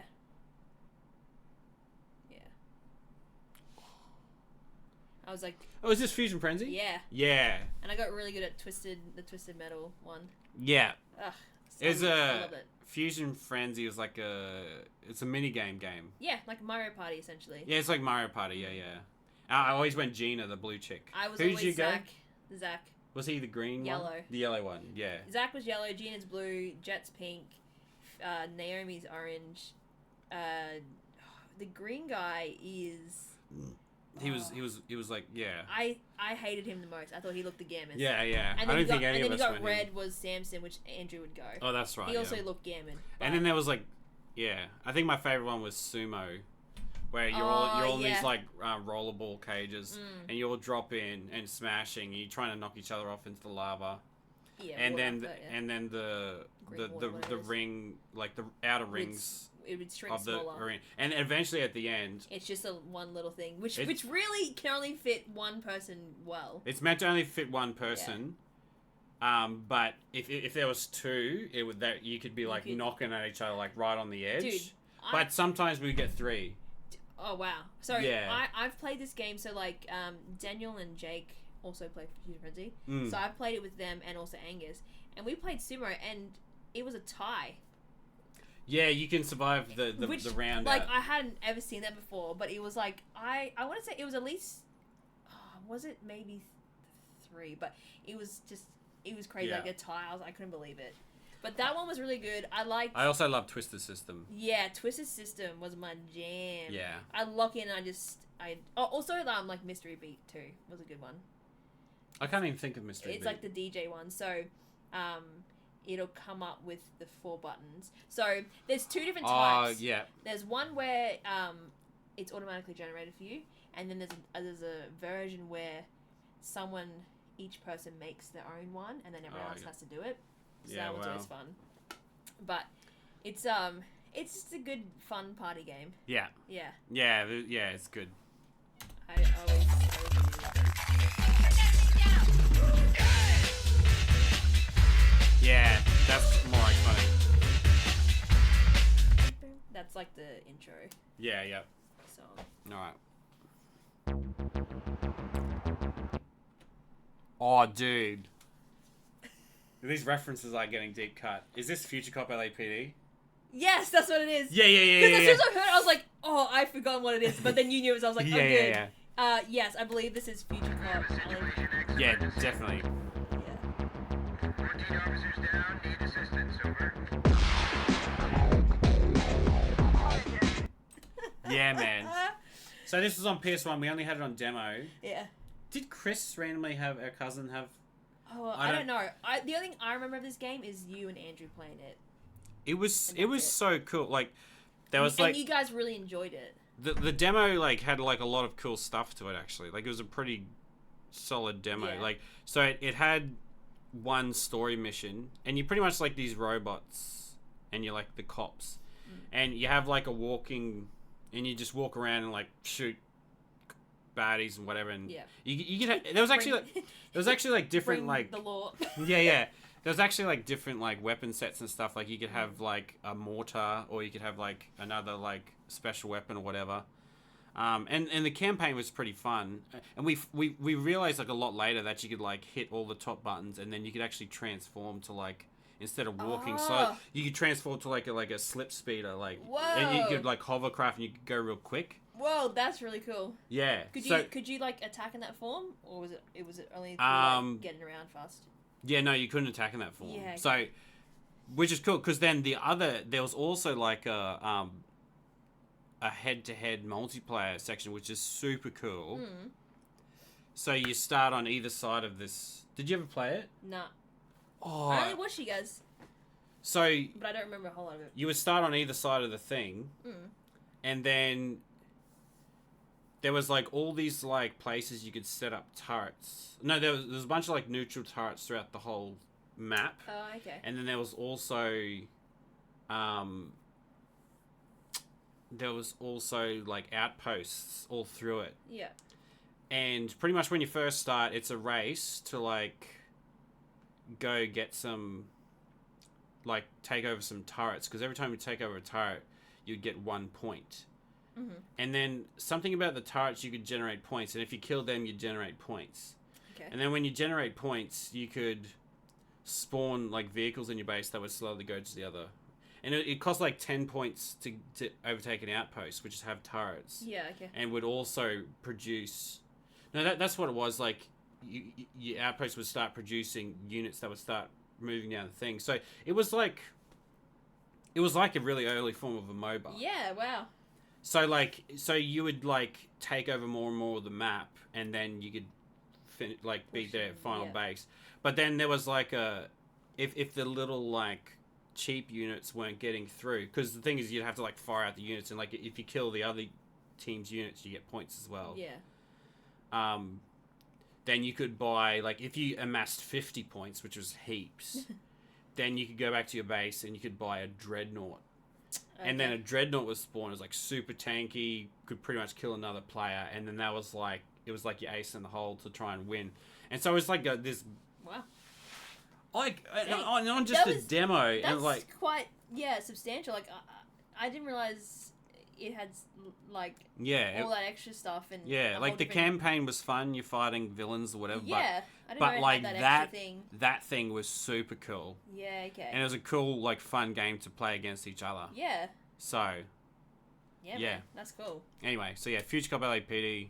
I don't think they ever made any sequels, unfortunately. But it was super good, like super like well designed. Yeah.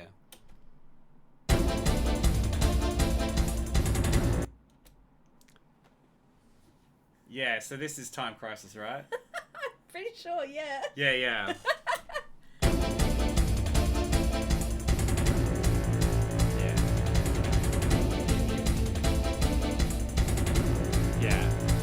So for the uninitiated, Time Crisis was like you can find it in arcades as well, like where it'd be like light gun controllers.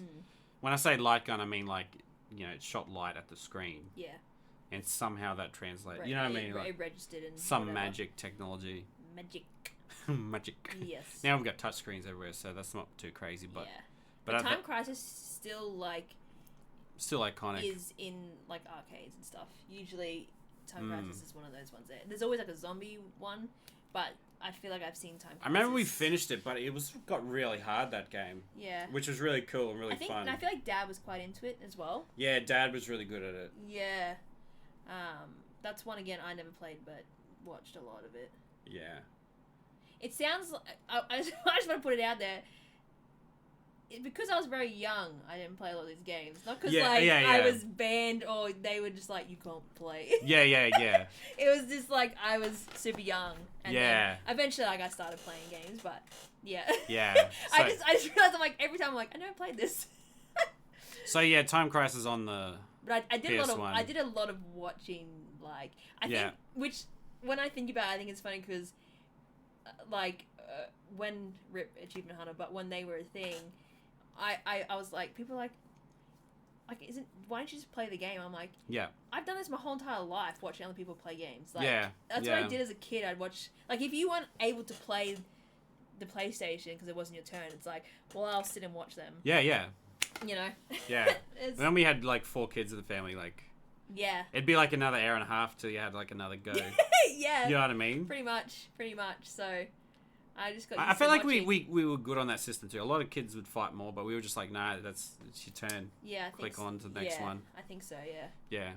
Yeah. Time Crisis. Hello. Oh my god. Hold on, let's play the rest of it. Wait, follow me.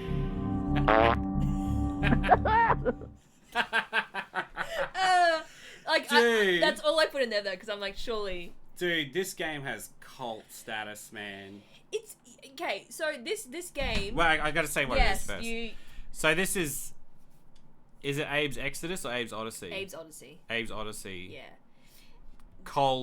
Exodus. Yeah, I think so. Something like no. Oddworld. Oddworld, Abe's Odyssey. Yeah. It's Oddworld, like, Abe's Odyssey. I think. Something like that. You're playing like a weird alien creature. It was a Yeah. platformer, but it was like puzzly. Yes. And I some of the puzzles were really cool. I like, would really love to play this game as an adult Yeah. now, because when I was like super young, obviously, and it was kind of actually, it was a bit creepy and scary for me. yeah. Like, I don't know, something about it just like gave me creeps, but I'm like, I feel like it would be a really cool game because there was like quite a few cool like mechanics that I remember. I remember it was one of those games that didn't hold your hand much, and you had to figure things out. Yeah, So, I bet. so when you figured things out, it was really cool. Like, I think like there's a button where you can press, and your character starts doing a weird chant. Oh, the chant. And you can like overtake another character. Yeah, you can like mind control someone or something. Yeah, you can mind control a character, and Yeah. I don't know if I'm remembering this right, but I don't feel like it ever explicitly told you that. Yeah. So if you yeah, just probably. press circle and then you start doing it, you're like, what's going on here? And then if there was an enemy character on the same Yeah. screen, like a level above The you, they guys with the weird. they would start freaking out and be like, ah. Yeah. And then so you had to figure out like, oh, suddenly I'm this guy. Yeah. And then taking over like one of those baddies, you could like unlock something. Yeah. Yeah. And then you could. It's. I did play it a little bit, and like, so it's like it's a side scroller, so you know you get to it, you have the screen, and then you go, and then it goes to a new screen or whatever. Yeah. Like, it's really mazy. Yeah. Like, you could go down here, and then you go here, and then it's just like, it's so easy to get lost. Yeah. And you get to a point where you're like, okay, there's a dude over there. Mm. I need to get to him. How do I do that? And like, you were like some kind of like slave alien creature, and sometimes you would also try and free other slaves. yes. And sometimes the other slaves would act stupid, so you could slap them. Yeah, yeah. And you could just be like, "Poof," and then they'd be like, sorry. Yeah, yeah. Yeah. Oh, so sorry. All those little sound bites that we just played there, it's like That's right, because you could socially interact yes, with them as well. Because so some of the first one he says hello, which is hello. actually crazy. Like, because you could do wait and follow. oh, dude. Yeah. And then you could like laugh. And it wouldn't explicitly like come up with a screen saying you can tell them to wait, No. you can tell them to follow. It's just like you could start figuring it out. Yeah. So, which was because satisfying. it's part of the game as well. So when you would like free people, and you had like taken someone, you could be like follow, and then you might be like, And you had to use them to do other puzzle stuff. yeah, too. and you're like, okay, there's maybe there's an enemy, so it's like wait or whatever, like yeah. Maybe there's like a door you got to open, but there's 2 people you need, so you need to get a wait there, and then as you started undoing the valve, they would do it too. Yeah, It's just a supremely well designed game, so no wonder it's like yeah.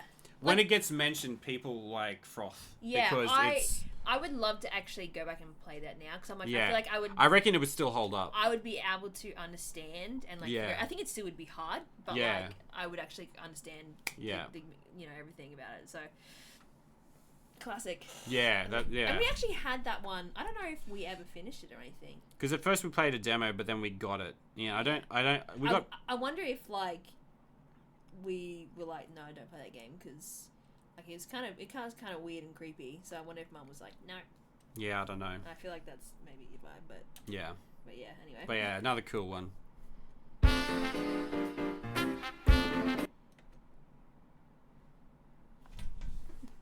Oh god.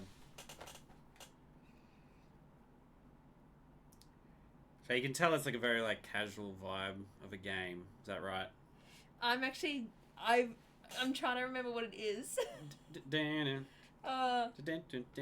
know that this game would turn into me playing as well. Oh man, that's so annoying because I'm like. Because just by the soundtrack, it sounds like a casual type game, and it's definitely in the recesses of my mind. I can't believe I'm blanking on what it is. Oh my goodness, I didn't write it down because I was like I remembered them all. Yeah.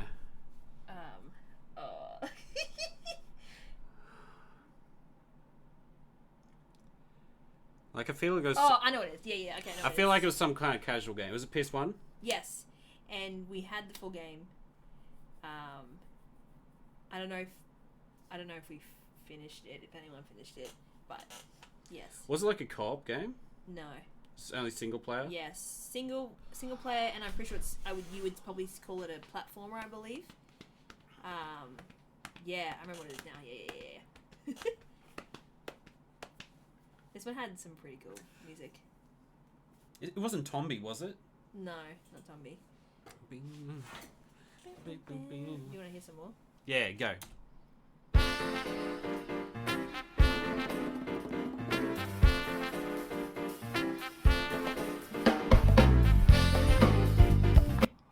Oh, that's that.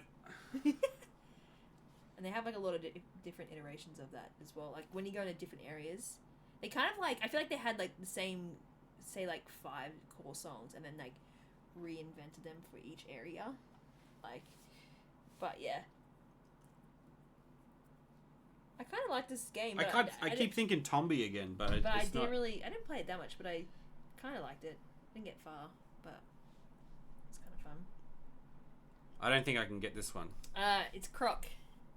Oh, what a great game! Yeah, it is a platformer. It was like, what would you call it? It's kind of like Banjo-Kazooie or Spyro. Yeah. You go around saving these little gobbos, and you're just a crocodile. Yeah. And you just, it was just a vibe. Yeah. I don't know what kind of modern game you'd, maybe like Zelda, but like old school Zelda. Oh, I don't know. I don't know what you'd like compare it to these days, really. Yeah. But like that, I think a lot of the like 3D platformers on PS1, because that was like N64, and leading into PS1 was like when 3D was a real thing. Yeah. So you had classic games like Spyro. I think there was it was 5 gobbos you had to save, and then did you have to collect gems? Something? Yeah, yeah. Yeah, and that's like how you could unlock new levels and stuff. Yeah, it's just one of those like puzzle / platformer type games where we just get put in a level and it's almost like a sandbox. It's not like a linear like slide scroller. It's like you hop into it and then you try and get everything. Yeah. Yeah, there's a lot of cool music in that one as well. Actually. Yeah.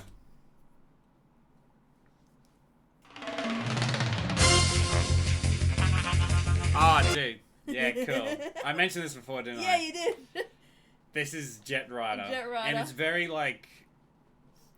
Another this racing game. this song Bro, is the amount of racing games we had, now that we think about it, I'm like, it's Yeah. crazy. Every literally iteration. like a jet ski Yeah. driving Driving game, yep. Jet ski driving game, yep. racing game. And I think this was given to me on my birthday or for Christmas. Or Oh, something. really? Yeah, technically it was my game, but we Oh, I didn't didn't know play it all that much. I really loved it. We liked the fact that like you could pitch forward and you could do like an actual somersault. Yeah, And so we would just. But also it's very surf rock. Yeah. Like it's very there's the song Me So Lou by Dick Miller. Dale. Yeah, and the yeah. That's very. Oh, I should show you the clip of me playing Wipeout actually. Okay. Anyway. Yeah, I really like that game. I thought it was really fun. Yeah, it was fun. I don't think we played it all that much though. Yeah. I never felt like we played it much. No, yeah, and you could choose a different driver and stuff like that. Yeah. Yeah, it was a goodie, but Yeah. we didn't play it all that.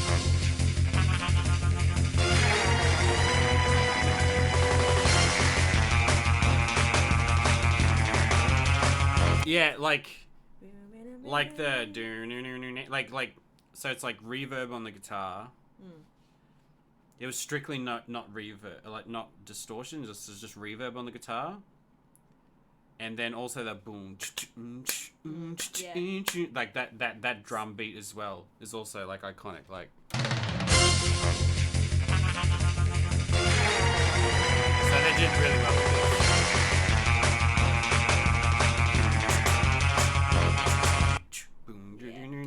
Fun times. Yeah. Oh, dude, yes. Was this on PS1? Yeah. Again, demo. A demo. No, we had the full game of this. Is this Hunter? No.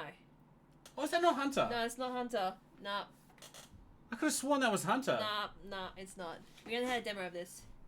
Andrew did download a PS1 emulator, and I remember playing again one time when I visited in Perth. But yeah, you could play like. So that's not Hunter. Nah. Can you do the longer? Yep.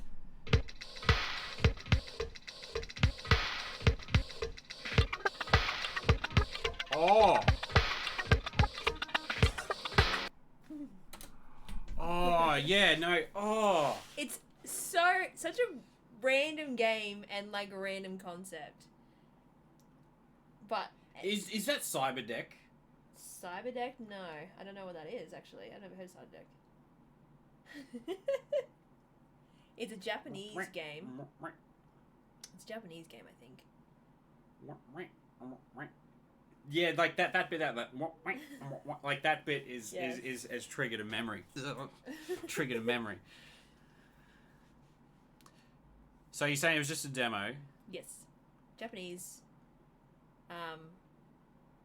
And I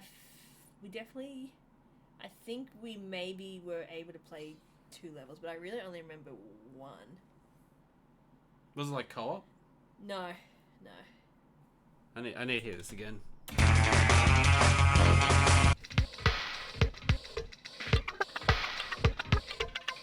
I'm gonna get really annoyed. I'm gonna get really annoyed that I don't get this one. Yeah. Should be. It's not that Psychon one, is it? No. Psychon? I don't know if you remember Psychon. Do you mean Psychon Filter? No, not Okay. Siphon Filter. There's Throwing out names I don't even know. It's not Rugrats, is it? No, No. but what a game. Yeah, that was Actually, it that was the pretty vibe. good too. No, but you said Japanese, eh? Yeah. It's just real random. I feel like the Japanese thing is like throwing me. Imagine like you're playing a character and it's like walking in time with the music. Just like vibing and just walking along with the music. That's made me even more confused. That's what I think of when I.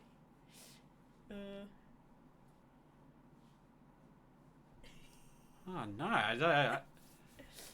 I Like, I've definitely heard that for sure. Yeah, no, you would have heard it a lot of times because it was like I think we only played one level and that's the song that's from the level. So This is gonna annoy me so much.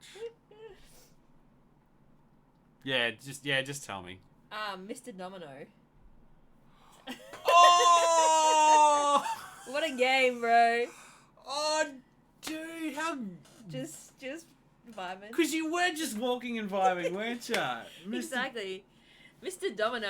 Dude, can I just like quickly look at like Yeah, do it. like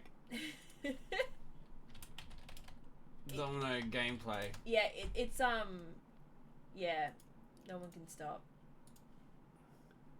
One Pass stupid Weekend ads. is on now, with great products available at Bunnings Warehouse. Hurry and Sunday. Cool. Let There me are get to my times video, that leave you- bro. Looking for more.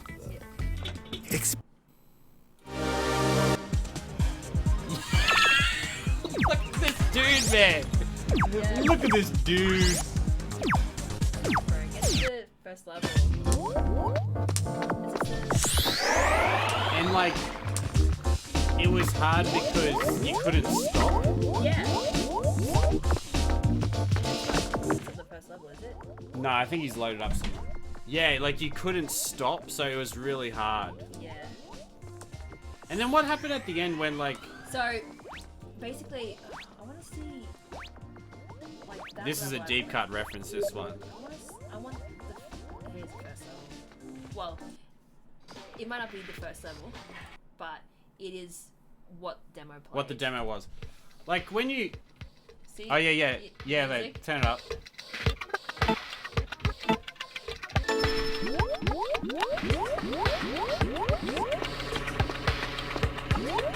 So I'm trying to remember what was the point.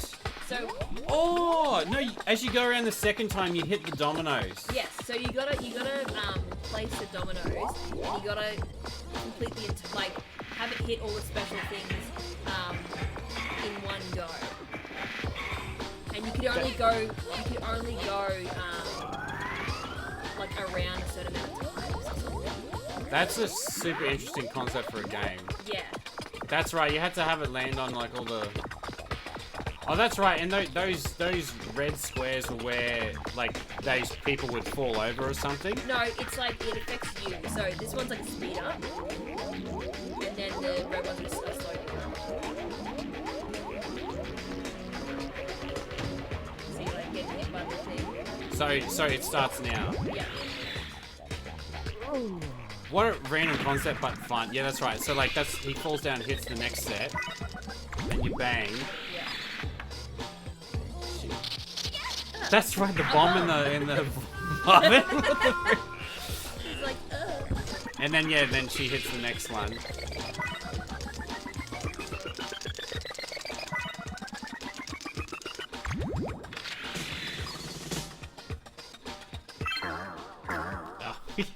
yeah. That's cool. Japanese for sure, yeah, man. that's so. Oh yeah, she slips.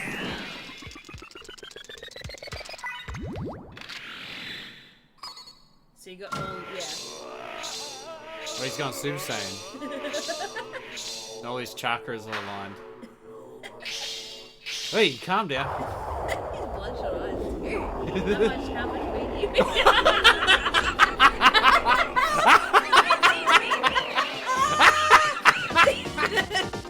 Bruh, what? Oh my god. Ugh. Amazing. That- Alright. Wow. So yeah, that was the one level that we had, and like I don't know if we ever did it because I've never seen that in my life.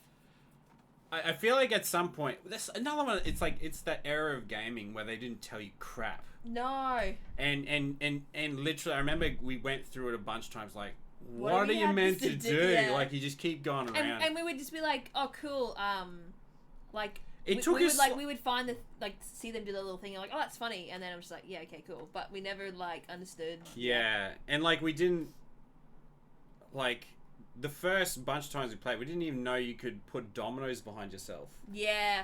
So And like, that's the thing, it's like you have to, because you just have to like tap A or something, or X, sorry. Yeah. But like, because you'd have to time it well, that because yeah, you only have a certain amount as well. yeah, So they can't be too far away, otherwise they won't hit. Yeah. and stuff like that. So Yeah. like a lot of sort of nuances to that game, really. I don't think we ever saw that end cutscene of the grandpa. Like No, we've never seen that ever. That's so wild. he became a demon at the end. Super Saiyan. Became I don't know. Saitama. Yeah. That was super fun. Is there any more? Oh, is there another Yeah. one? Yeah. Oh, cool.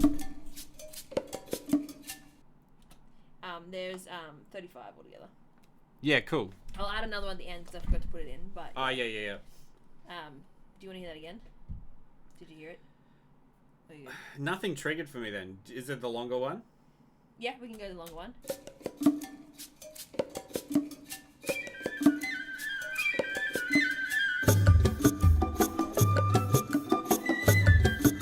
Oh my god. This was actually a really, really good game. Like, they did so well with it. All the songs from all the levels are really cool. And when I was going through this, I was thinking about the game, and I was like, How am I not knowing what this And I was is? like, Because it's so strong. I would actually, if they like remade it or like remastered, I actually would play it for sure. Because like the various different mechanics in the game like were cool, and yeah, I actually really enjoyed it. Oh yeah, no, I know this. Yeah. This is A Bug's Life. Yes. Oh, dude. Right. Amazing. There's only there's a small handful of there's a small handful of like Games. movie Yeah. movie to game adaptations. Yeah. But this one was very well designed and fun. It was actually so good. Puzzles, like, because you'd pick up different seeds, and you could jump up to different places. You can unlock different versions of that seeds, and Yeah. unlock different areas Yeah. in the game, like puzzle. Like it's so fun. It actually was very like well made, and there was Yeah. like different fruits that could like different Oh, yeah, different like, berries. different berries. That's And right. you throw like the starter berries, and you could take out like normal enemies, but there was bigger enemies where you would just like push them back. Yeah. But then if you found where the gold berries were in each level, Yeah, gold berries. and then you went around and killed, Yeah. it was insta kill, one hit kill, and then and to get the gold berry achievement for that level, you needed to kill all of the enemies with gold berries. Oh yeah, and you had to collect Flick's name as well. Yeah. That was like another part of it. It's like Tony Hawk's Pro Skater. Yeah, game, skate. Yeah. Yeah. But yeah, you had different like seed types and stuff, so to help you get to different areas. Yeah. There's the different Like berries. the first basic seed type was just like a mushroom, and you Yeah. could just bounce on it. There was But there was like a two. Yeah, fan one. yeah. I think the last Oh, there's version also of it there's was also the fan. a A leaf that you could just use as a platform, Yeah. and then the second level of the leaf you get like two Yeah. platforms up, and then there was three. yeah. Yeah, And it followed like the movie's plotline as well, and it had like there's a bunch Like- of people that wouldn't even know of this generation. Like as a teacher, Bug's Life, yeah. I hang around teenagers. They would have no idea Yeah. about Bug's Life. And they No use idea. like cutscenes from the movie. Yeah, But like, so you start off like just at the ants like area. Yeah. So you sort of just like loading the games or whatever. There's levels where you go up the tree. There's levels where you go in the canyon. You have to like fly down. There's yeah. the whole yeah. like I think the last level thing is your like Hopper has kidnapped the princess and you have to fly through Yeah, the it's raining and yeah, you know you have to collect all the pieces to make the bird and stuff like yeah, and when you go to the Bug City as well, yeah. like just yeah, and all like a few of the different music that I was like looking through, I was like, oh, these are all like classic. Yeah, Like it just was such a good like well made game yeah. that like if they remastered, I would Yeah. play it again. I liked it. Fun times. Yeah, I got there eventually. Yeah. That one.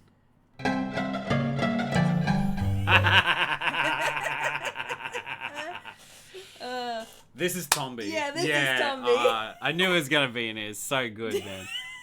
We never had did we ever have the full I game? don't believe we did. Game I man. didn't play, but I wish you played it. It was a demo. Tomby. It was a platformer, Yeah. and you're this and you just pretty much just jump around. And it was just a really well done platformer, and Yeah. like you could unlock some special abilities to like jump higher or Yeah, and you could or, like, swing, animal dash you and could, like, swing and stuff and- like that. Yeah. and Just like a real random game. real random, but Because I think well there was done multiple game. Tombies. Yeah. Yeah, because when I was looking it up, I think there's like Tombi 2 and another one or something. Yeah. So like, I was like, oh, they actually like made a couple. Yeah, that was a fun platformer. Yeah. And I was just telling you like yesterday that like I don't really play platformers these days because I'm like but there's so many good ones that I used to play. Yeah, like, true. so why am I hating? Yeah, why are you hating? Why am I son? hating? Yeah. But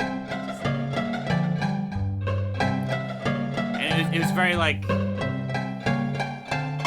there was a lot of like funny jokes and stuff where Yeah, you just didn't take yourself it was like super pig serious. people or something. Yeah, you're versing pigs. Yeah. Yeah, that was like the enemies or whatever.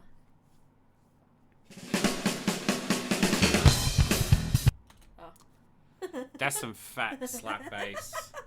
This one, like, this was hard to find music for. So this is just like the opening intro thing.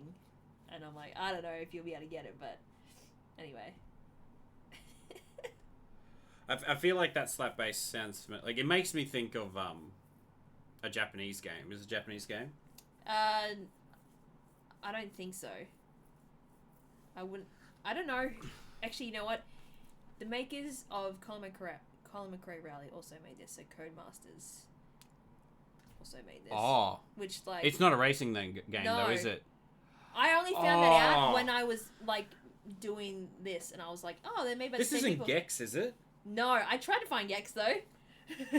Because I feel like Codemasters made that randomly. Oh really? Potentially. I don't Which know. is weird. Like it's out. Gex was so random. There was another game that Codemasters made, and it wasn't a racing game, it was something like completely random. Is there a longer form? I think so.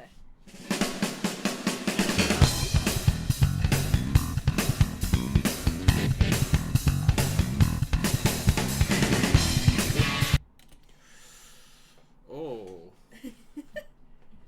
like that sounds familiar. I never played this game.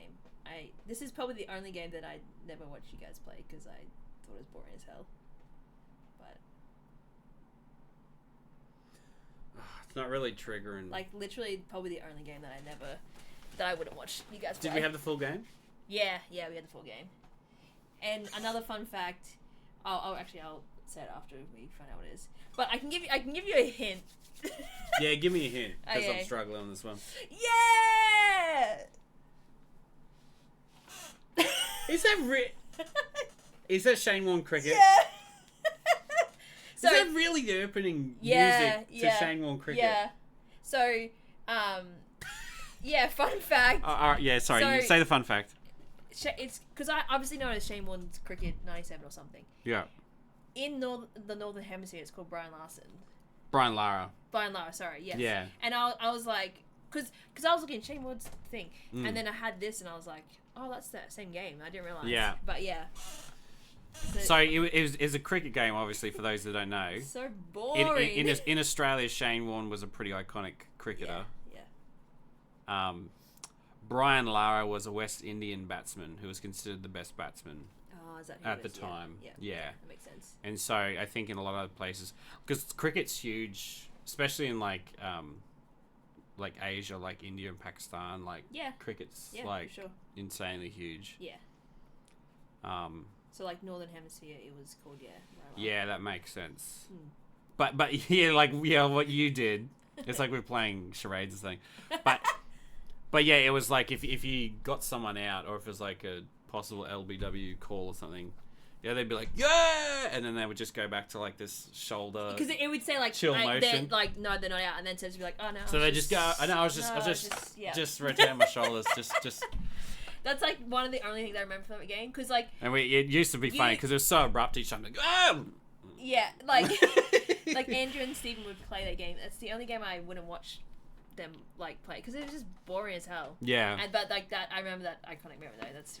So I feel funny. like it took us a long time to figure out how to bat properly in that game Yeah. Okay. because I thought like, the the controls weren't super sophisticated. I Like, also thought you weren't super into it, and like Yeah, Andrew would just be like, "Please play with me." You're like, "Okay." Like. yeah, like because I think I hated like the controls weren't super like. Yeah. It's a hard control scheme to do well, like what they were trying to do because Because bowling wise, you can like place where it is, but then if it was a good bowler, it'd be like a really small target, and then it'd just pick a random point in that, and then that's where it'd land. But if it's a bad bowler, it'd be this huge target, and then like you'd be like, go here, and it'd be like kind of thing. But then like it wasn't super clear how to bat properly. Yeah, okay. And so all we knew how to do was to just set it up for a big lob shot, and just hope to heck that it pulled off. And so sometimes you just be like, and then the ball would just bang, and then get you like. So it wasn't super sophisticated, but but it had its moment in the sun in our house. Yeah, again. But I can't believe that that's the opening credits, like fat slap bass. Because I was trying to find like any music, but I guess like the gameplay, because I watched a bit of gameplay, it's like it's just like crowd noise and commentators. I don't think in a million years I would have picked. Yeah, I was like, this one's gonna be really hard, but anyway. Pick that because, and the reason I said Japanese music, because like a lot of like of the Japanese rock that I see come out is like really frenetic, high paced energy, and the bass players like slap and go hard. Yeah. So. Yeah. Anyway. Yeah.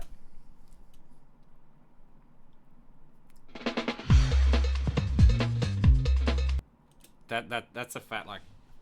It's not quite a ride pattern that he's playing, but a cowbell maybe. I've blanked on what this is as well. Oh no. It's definitely triggered my memory. I kind of want to listen to the longer. Yeah.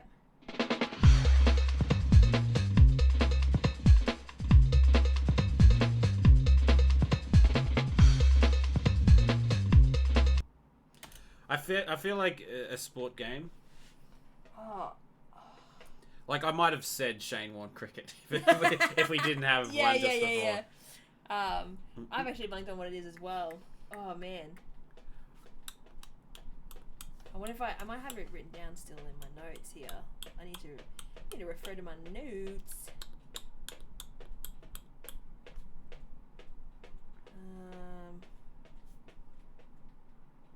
I think that's a cowbell sound. Oh, I think I know what it is. Oh, actually, that's what it is. Is it PS1? Yeah, it is. It is a sports game. Yeah. It's a sports game. It's not FIFA 96? No. Or NBA 97? No. Is it a driving game? No.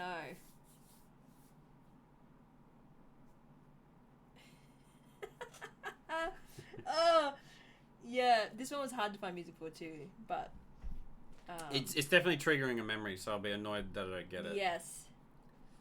I think actually, hold up. I'm pretty sure.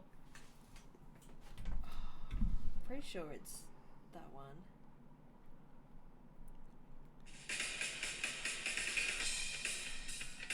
No, that's different. That's Shane Warne. No. That's the one you played one just before. Hold up. Okay. Yeah. Is that the one? That's the one I played before. Yeah, that's the one you said was Shane Warne cricket. Sorry. Yes. So this must be Shane Warne. Is this Shane Warne cricket? This must be Shane Warne cricket. Sorry, my bad. Play Shane Warne cricket on there. Yes. Hold up. Yeah, I think you're right. This video is private. No, it's not. Let me look it up. So now I got to think what the last round actually was. Yeah, sorry. So the renewables industry is really. That's funny. Okay,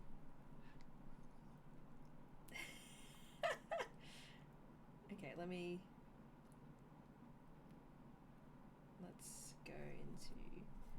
Give me the start. Oh no, this one doesn't have the intro. Come on. No, okay, but yeah, the one we played before. The one previous. So this has to be because I think I put it last because it's going to be the hardest. I think. Yeah. So Sorry, my bad. So this be Shamewell Cricket? this Shamrock Cricket. Yeah, cool. The one before Easy. is what we're looking at. So yeah, I still got nothing for but the previous one. it's a sport game though. It's like a similar vein to Tony Hawk's Pro Skater, like that sort of. Oh, is it Matt Hoffman's Pro Max? No, not Matt Hoffman's. Bro, we got that. I thought it was trash. Yeah. Like compared to Tony Hawk's, it didn't have the same vibe. No, I mean, like- I think it's pretty solid. yeah, but like But just in a, controlling a bike over a skateboard was Yeah. just like not as good. But yeah, so like similar vein. I've got nothing. What is it? Extreme Games. Oh, was that Extreme Games? Yeah, that's the cash round. Oh yeah, cool. Yeah, because again, it was kind of hard to find music for it. Like Yeah, Extreme Games was like kind of on PS1. I love It was meant to be I because actually like enjoyed it. because they had the ESPN Extreme X Games. Yeah. Like, and it's based on that where you could be like a bicyclist, so a rollerblader. cyclist, a rollerblader, Yeah. a skateboarder, Or a luge. a luge, Yeah. a street luge guy, Luge, yeah. and then you fight. But also like as you're driving along, if someone comes along, you punch them Yeah. and kick them yeah. and like mess them up, and they could do that to you as well. Yeah. And it's like jumps and stuff. And so there was like Salt Lake City, Utah. And if you got the gates as well, Yes. then you unlock points and money to like unlock better gear. Yes. Like, and it was actually like pretty. And then there was like annoying cutscenes after each one where the girl was like, "You suck." Like if you came yeah. outside of top 3, she'd be like, "You suck. Kill yourself." Like you know. yeah, just doing Yeah. stupid stuff. Yeah, that's right. But then if you got all of the gates, which is really hard to do when you're trying to race. Yeah. Because you'd have to do like go up jumps and like it times, was like yeah. really risky, and because if you hit the jump at a weird angle, then you'd fly and hit the gate and then Yeah. you'd stuff it up. But if you got all the gates, then depending how long, like if you came first and got all the gates, you would get like a full like minute and a half on the money round course. Yeah. Where you go through all these gates with money and just get heaps of money. Yeah. But if you came last and got all the gates, you'd have like 5 seconds, so you'd probably get like $15. Yeah, that's right. Yeah. Yeah. Yeah, So I didn't know that. So I didn't know like the place you came determined the amount of money. Yeah. So time you got, because one like the video that I ripped off was just a dude doing that. Yeah. And he had like heaps of time, but like yeah. I remember for the longest time we would always come last because we'd always back up and try and get all the gates because we thought we want to get the money round. Yeah. But then we realized you gotta come like.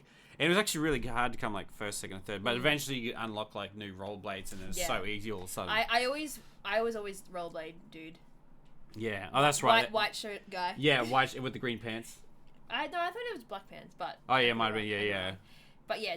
The street luges. I don't know if you know what a luge is, but you literally Yeah. like lay on a board and freaking. So you just like see the head essentially. And they sucked because they couldn't jump very well, and they could only just like kind of like hit people. There was like a couple levels that. And they couldn't turn very well because they was like more hilly, but yeah. I definitely always went as rollerblade guy. I feel like going as the bike guy was just kind of like a cop out.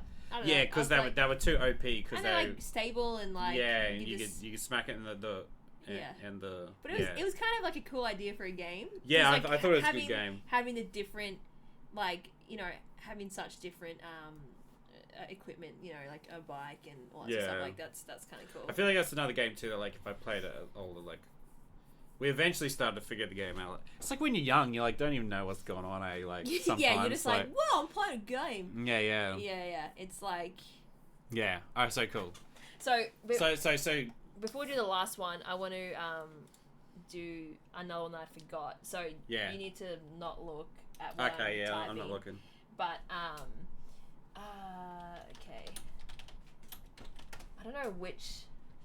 So I won't look the entire time. You just like play the sound. Yeah. All right. Cool. I don't know which one I should play out of all of them, to be honest. Actually, I'll go with my favorite, which I think is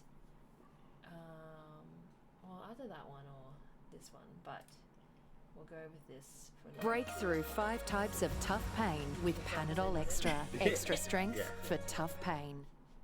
but the renewables industry is They're really getting real booming hectic here with in ads Queensland, nowadays, so too. I there's hate lots it. and lots Yeah. of Ping opportunities. me off, man. Yeah. Okay. Yeah. Yeah, this is Hunter. Yeah.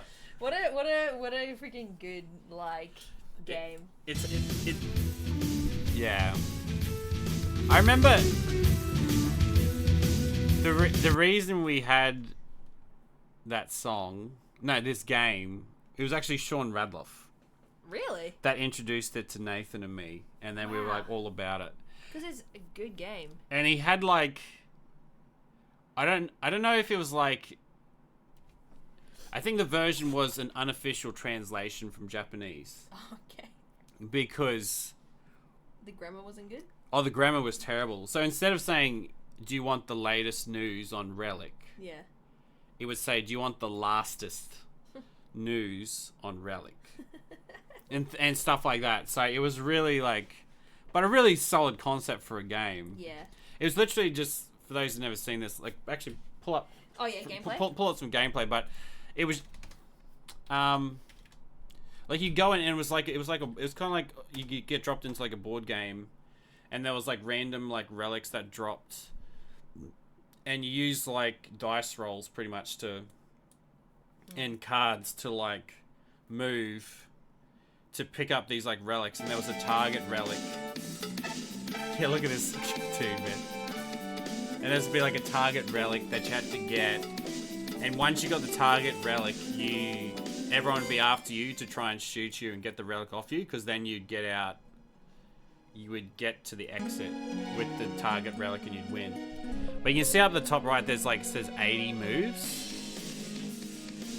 And you'd have different stats Bro, attack. This music's so good. Yeah, Ugh. you'd have attack and defense move, stats, and then you'd also have movement speed buffs. Yeah. And then so you just go to one of those randomly generated boxes and hope you get the target relic. Then you get out of there. If the 80 turns, what do you call it? I know it's actually 80 cards, so it's not actually turns. It's just it's cards. Yeah.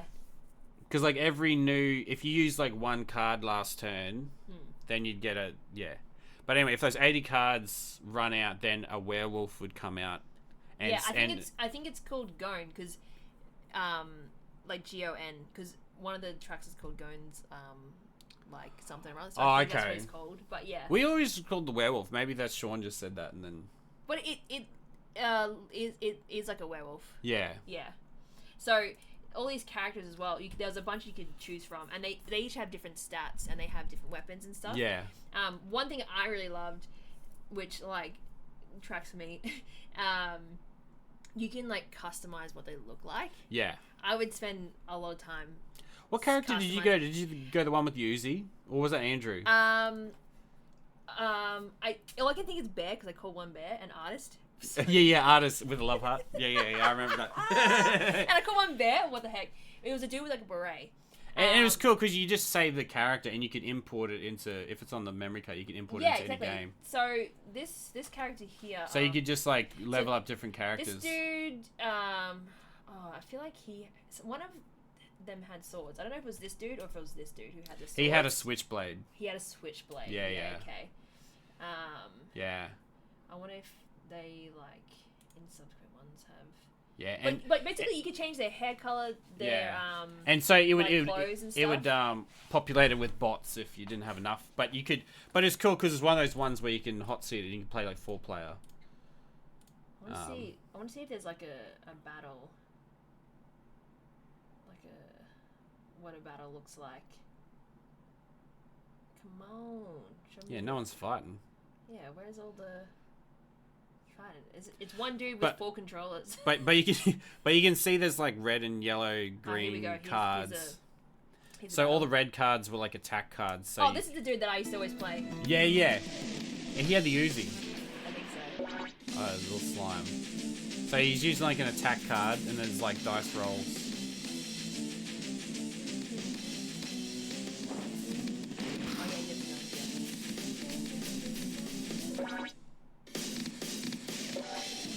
Yeah. Or the yellows are the defense cards. Greens are traps you could set. And it's really annoying because Like you set the trap and then you'd move. I want to see my dude in a fight. Yeah. But yeah, it was. Yeah. It's actually it was a good one that we could all play because you could have 4 players. Yeah, yeah. So like that was really all us cool. kids could play. I feel like Nathan didn't play a whole lot though.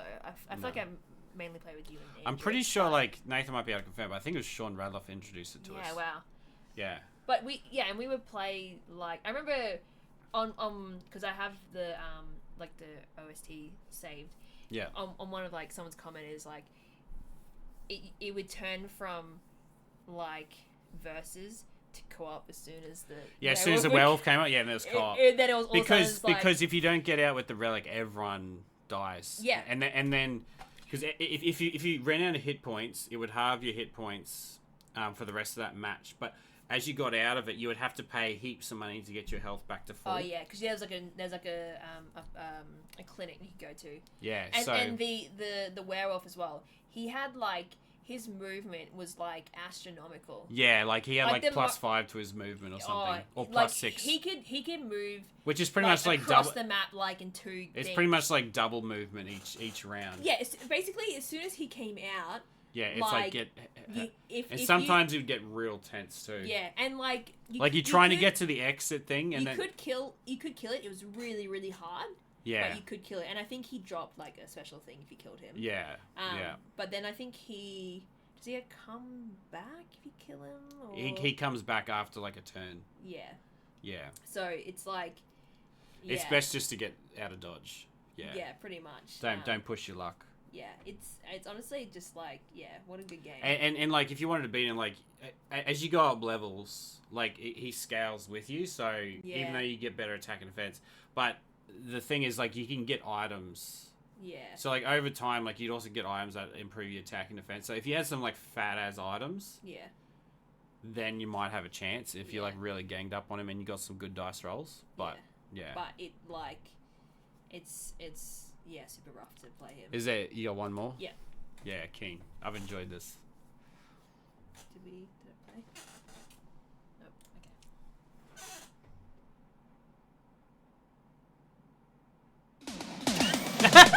Okay. Okay. You gotta get this copyright struck.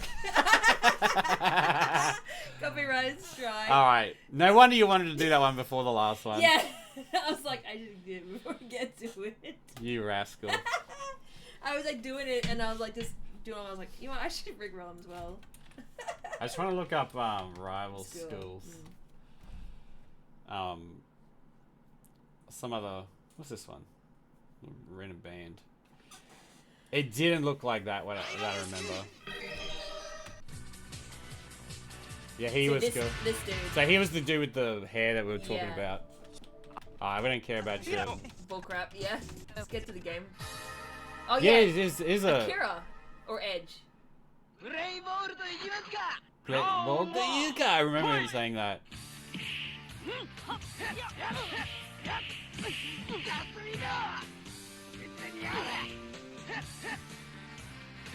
It's so funny to watch these, like, just like half man. Yeah. But but it was co-op. Like you can see the tag team. Yeah. Then you can switch out. If you say so, mate. And then switch out to these ones. This dude was always just really cool. He had all his hands in the pocket like a madman. Yeah.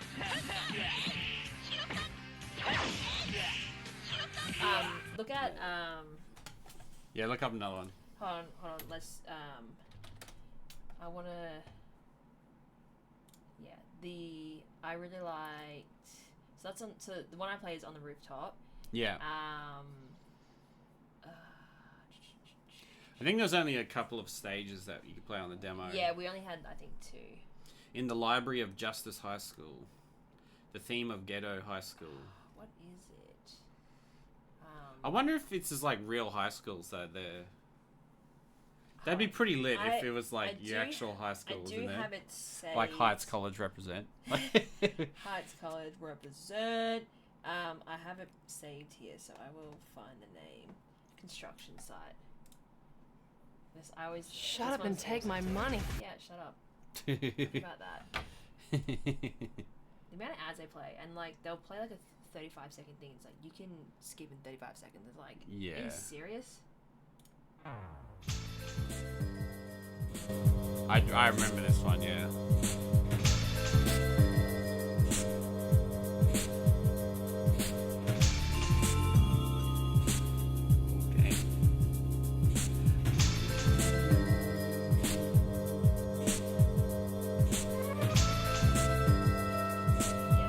Just like real chill. I love that.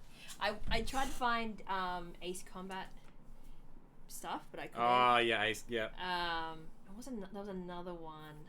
I might have it written down. That was like I couldn't find stuff for. I mean, I didn't necessarily like look for ages and ages because I was sick. Ghost in the Shell. Oh yeah. I remember you played that one. Yeah. Time Splitters. Yeah. That was good fun as well. I think that's Oh, well, I enjoy that, Phoebe. Thank you very much. You're welcome. That was a vibe and a half. Definitely.